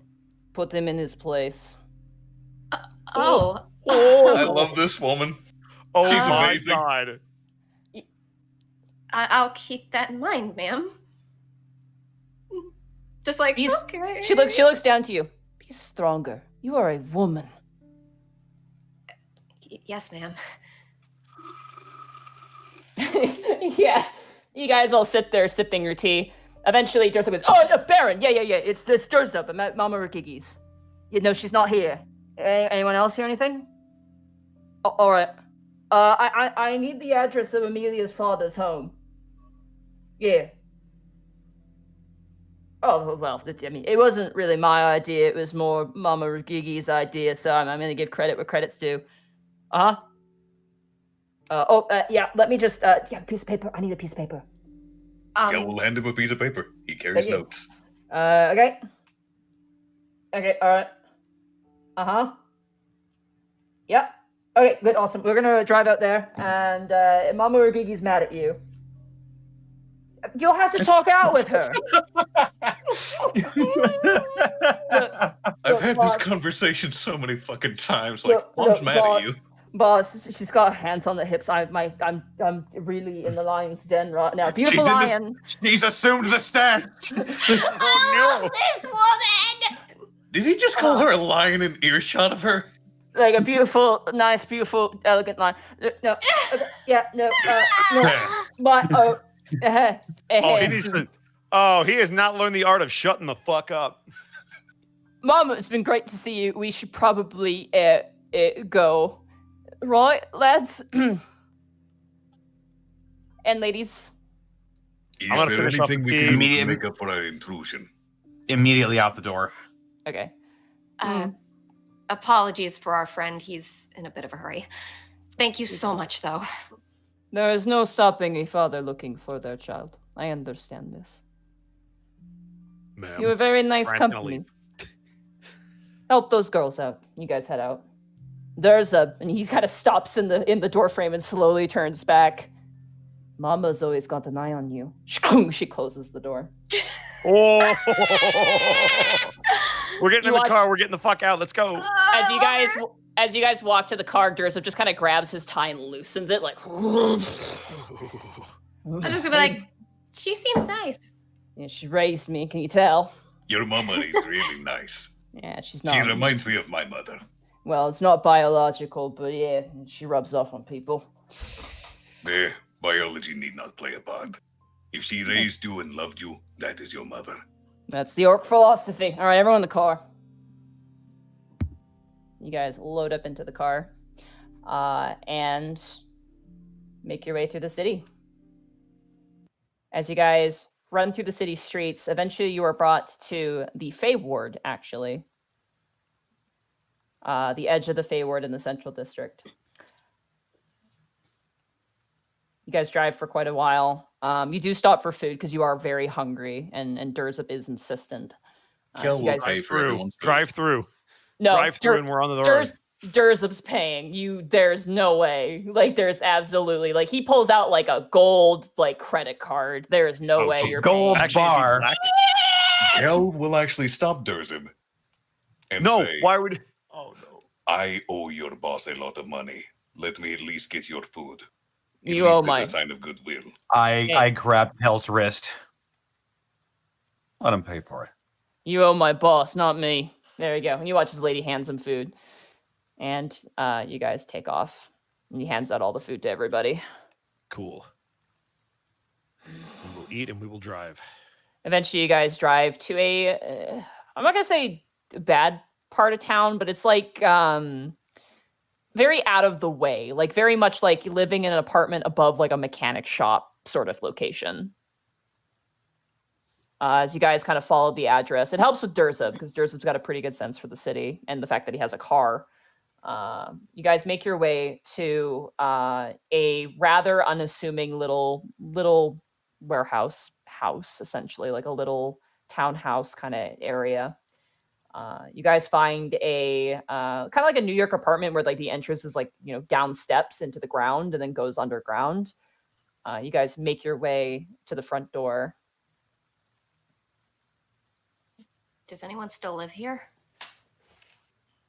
I mean, the boss checks on it every now and again in case Mr. Hawthorne shows up, but he watches Durzub takes the door knob.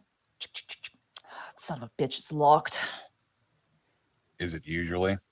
Yeah, usually, but we didn't. And you guys, you know, fancy a bit of bobby pinning. He kind of does like a little lock pick motion.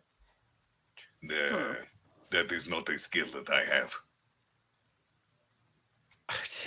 I mean, So I can above try game, with- I know the save it requires, but I've seen Kostermeyer do it. Well, that Oh, is I- true. We do it the Any- orc way. I thought we'd have some better luck having more delicate fingers in our company. Boys, help me out I with can this. try my jeweler's tools if you want. Mike's gonna start kicking the door. All right, go ahead and Yeah. roll. Go ahead and I'm gonna say Tanis, Durzub, and Bryant. Go ahead and roll athletics check. Athletics That is gonna be a big fat 14. Okay, 9. 9. And Durzub got a soft 20. So you guys, 1, 2, 3, bash right through the door. The door breaks off the hinges, breaks off like the door handle as the door slams inwards. Rampoon City PD. Kind of, duck and roll inside. Really? No, the not house, really. The house is what I could only call a dentist's office at rush hour. There are magazines everywhere, stacked up in the corner. Given that this gentleman was a photographer, it makes a lot of sense. There's a kitchen with a single sink where the water's just like drip, drip, drip. As you guys I'm going make to your immediately cast Detect Evil and Good looking for undead. okay, Good. You do detect an undead in this space. I should be able to determine the exact location as per the spell. Okay. It appears to be in a room to the right of your current position. There is undead to the right of us. All right, let's. Immediately Is that to the door right. closed? As you guys go down the hallway, this is a very tiny apartment. It looks like there's the main kitchen area, and then there is one bathroom, and then there's like 3 little tiny pathetic bedrooms. Khel One is of going to which, be leading the way. yeah. As you guys turn the corner and go into one room, you guys don't see anything, but Bryant, you see one of those little orbs hovering in the space, and that is where we're going to end the session for tonight. Ah! Ba-da-ba-ba-da-ba. Fuck! That's not okay, That's a Monty. debt. I was ready to go, but like, oh, we got till 11. We'll be fine. Let's find out where this. No. Nope, we're ending at 10 today because We're finishing on time. We're finishing on time. That's what I had planned. Hi, Austin. But we, Bye, Goodbye, Austin. bye, Austin. But we have break next. What's happening next weekend? Yeah, actually, there's going to be no Prince Division next week. There's no 'cause- break. Come on, no. You and these Uh, cliffhanger endings. The chat must hate it. Yeah, it's going to be my vacation's going to be from the 18th to the 25th. Yeah. I mean, as I said, it does help because I'm going to go visit the folks that weekend. So Yeah, so we can't do an episode anyway. So Well, I mean, yeah, we could, but Rugiki the so time much. difference is going to make it so I'm going to have to be doing this at like 3 a.m. yeah, so let's not do that. So yes, there is not going to be a Prince Division next week. I'm sorry, it's going to be a day off. If we have anything planned, keep your eyes peeled on the Twitter. Oh, yeah. Then if we decide to do anything on the Saturday, sorry, excuse me. Excuse me. We will announce it there. There will still be an Unexpectables this, the 15th, because I'm still going to be rolling. But Oh, that went so much different than I thought it was going to go. everyone's like, oh my relieved. god. Everyone's like, oh my god, the Mafia is going to kill you. I'm like, why? You're not useful dead. You're useful Yeah. alive and in their debt. Like, I mean, I think the Baron put it simply. It's just like dead people can't do business. Oh, let's hear them Lich Ward. That is true. That is very true. Also, Oh, Monty, hang on. I'm going to go get his diabetes testing ready. Uh-huh. Mama Rugiki is my Diabetes. favorite character you've ever made. Oh, Mama Rugiki's so good. I love her She's so much. amazing. She didn't show her full power. Oh But God, she's she, fucking. I have written for her before, and oh my god, like Jesus, no bullshit. Her never bullshit that woman. So I guess it's a good thing I got a 20 on that charisma check. Yeah, it really is. She finds you in good company. So Good. Khel likes her. She's pleasant. You could probably ask more about her next session. I won't say anything more, but Khel definitely will most worth- definitely inquire, but not in an awkward way. yeah, you can ask Durzub about it. I mean, he's chatty, so this is not even her final form. It's not. Yes, I'm she kind of is waiting a- for Durzub to start complaining about her. Then just imagine that Sokka and Zuko thing where the Khel will just go, "Oh, that's rough, buddy." That's rough, but Hmm. she is an orc. Yes, she's a full-blooded orc, just like Durzub and just like Baron Dramar.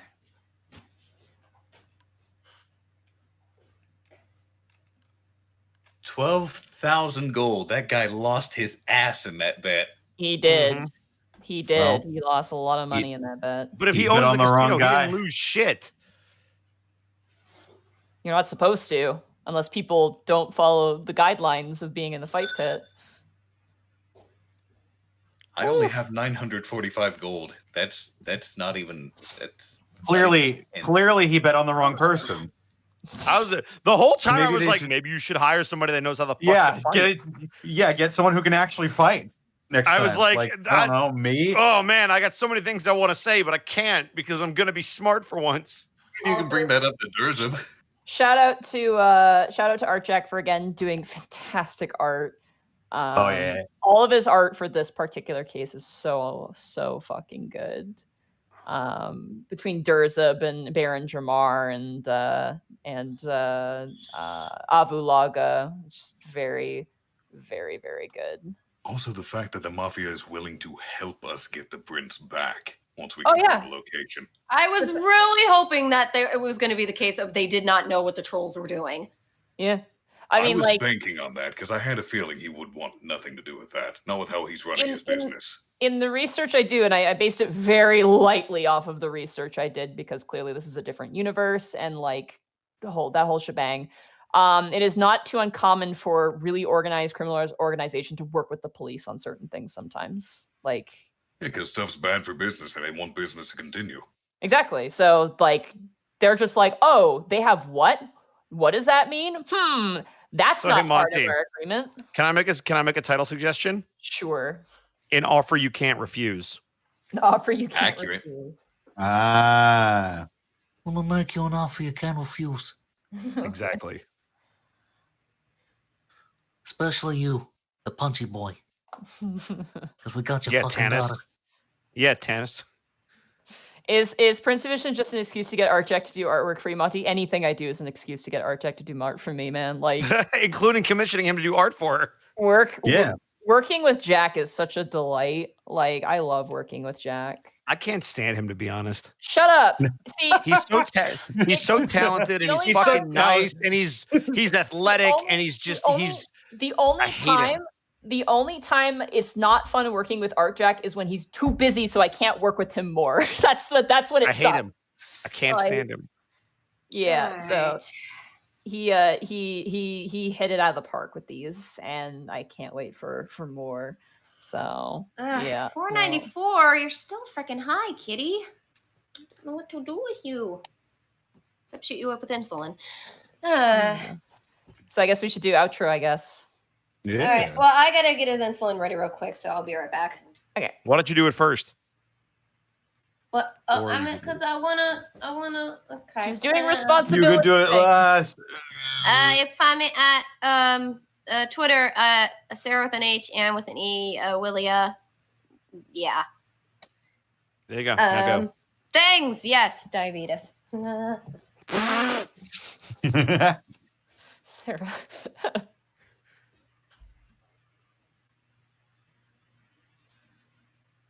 Burnout Vaughn Yes, says, is the only way to be liked by you to not be talented. Yes, that's why I like you, Burnout. All right, we should go through outros here real quick. Yeah. Arcolf, where can people find you? You can find me on twitch.tv/Arcolf. Tomorrow is Shenanigans with the Murder Cave, likely dying to Alatreon. And then throughout the week, it's going to be Good Mornings, with morning spelled MMO. Various MMOs and whatnot in the mornings, and Oh, I'm wanting to set a hard date to start going through the Mass Effect series. okay. That's it for me. Calibrations. All the calibrations. Yeah. Connor, where can people find Yeah. you? Yeah, they can find me on Twitter and Twitch at Distortion Devil, where I'm streaming Tuesdays, Fridays, Saturdays, and Sundays playing WWE 2K20, Bayonetta 2, and probably some Unfortunate Spacemen as well. I would like to talk to you about Dead House Sonata. It is a spiritual successor to the Legacy of Kain series. It is a narratively driven action RPG that you can play with 5 of your friends. You play as the dead to fight the living. It is a project that is near and dear to my heart. Please, if you're at all interested in this, please click that link. Go check out their website. Buy a Founders Pack if you're so inclined to get access to it early. Check out the Discord. The series is being made by all-time great horror game director Dennis Dyack, the man behind Eternal Darkness, Sanity's Requiem. And I really have a lot of faith in this project, and I want to see it succeed. So just come and join the community. It's gonna be a blast.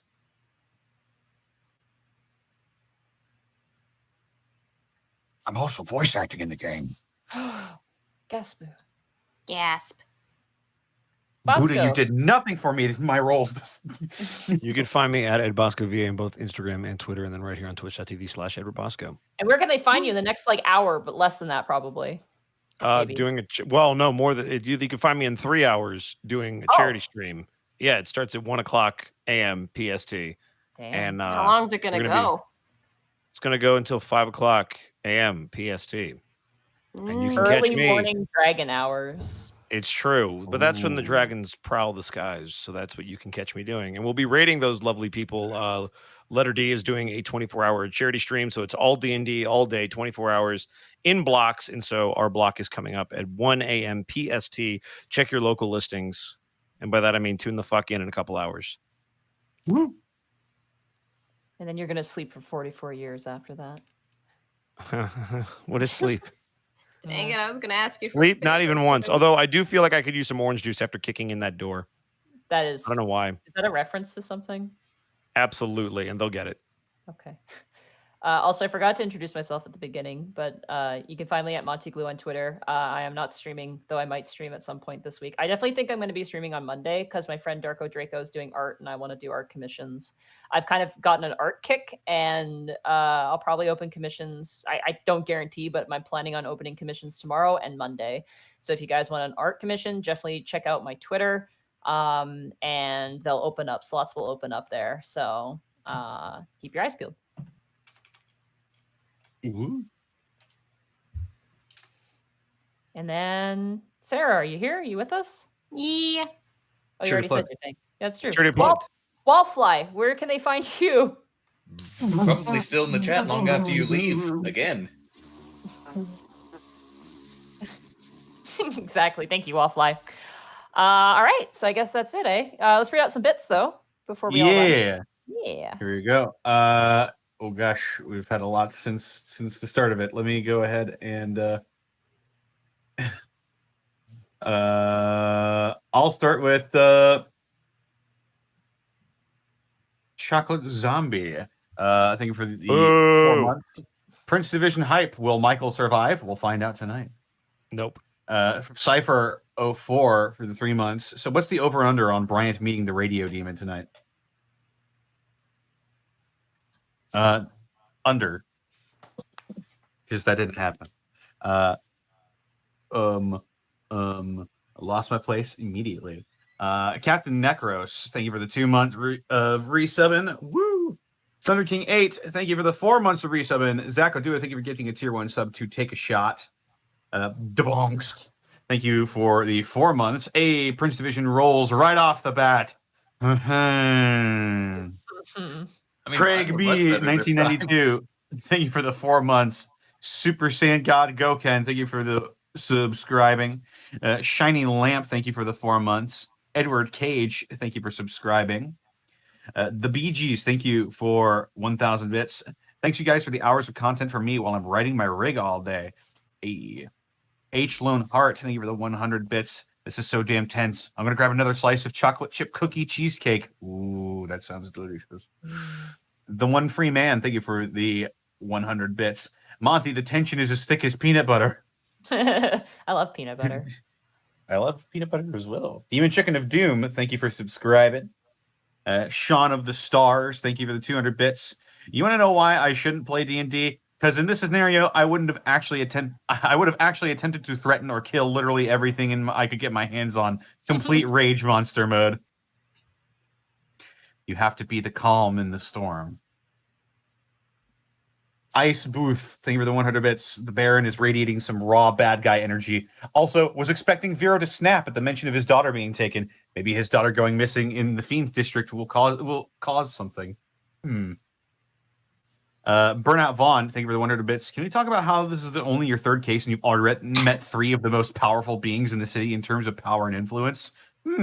We do seem to get our fingers in everything in the Prince Division. It's almost like you deal with a specific issue that relates to those things very strongly. Let's be real. Peter Piper, the Portable Pen, thank you for the 100 bits. Another episode title: Problem Children Are Being Taken from Their Homes. Super Saiyan God Goken, thank you for the 100 bits. Please, Tanis, lose it. Just lose it. Go crazy.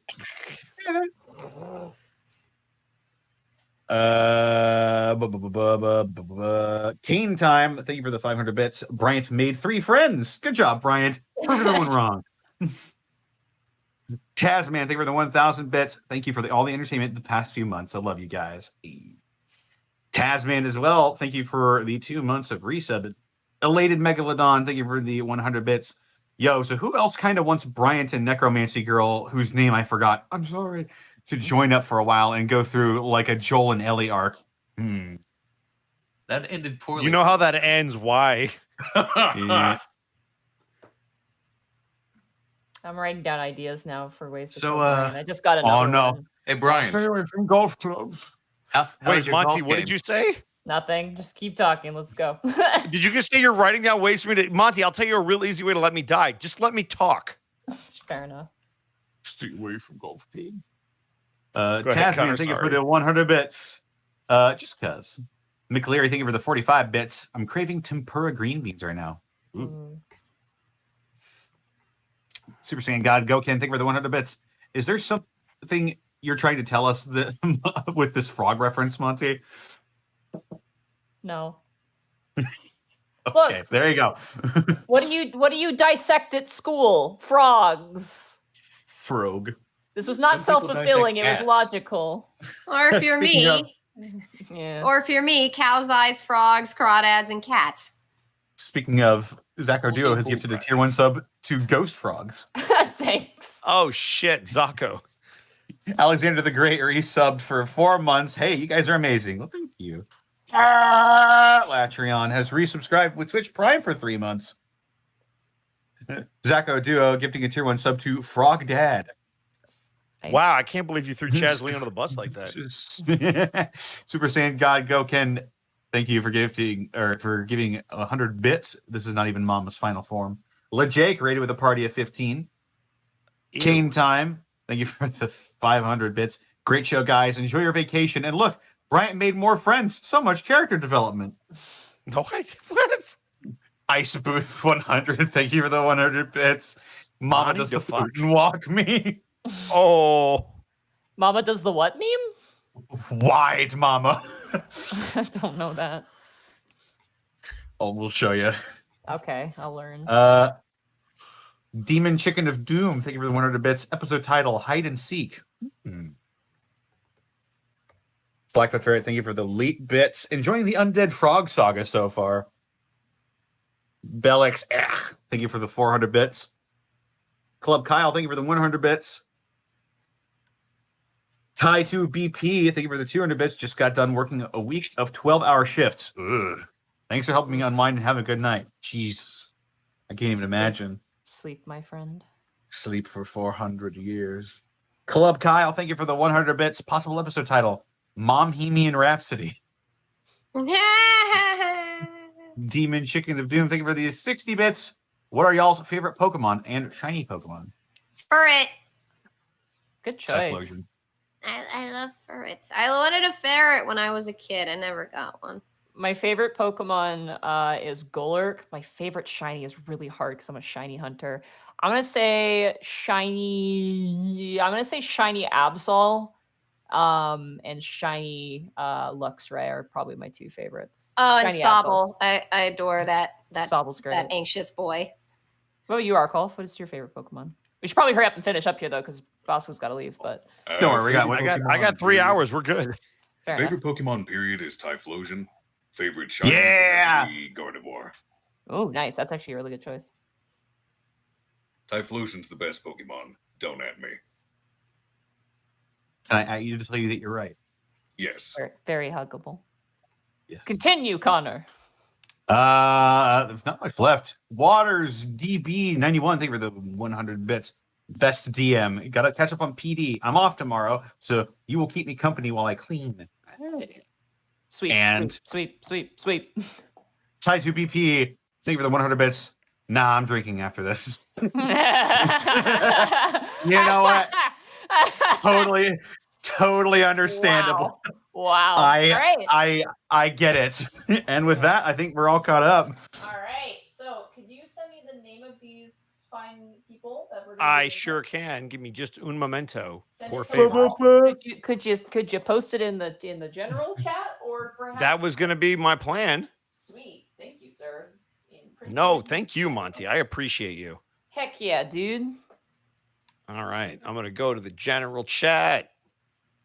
Then I'm going to go to General Prince Division. And we're going to post the thing. Boom. Nice.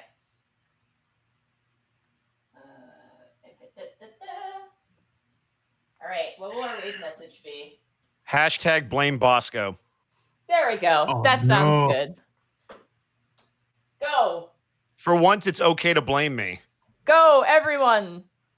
Take care. Give them lots of bits and subs. They are raising money for a good cause. Bye. Bye-bye.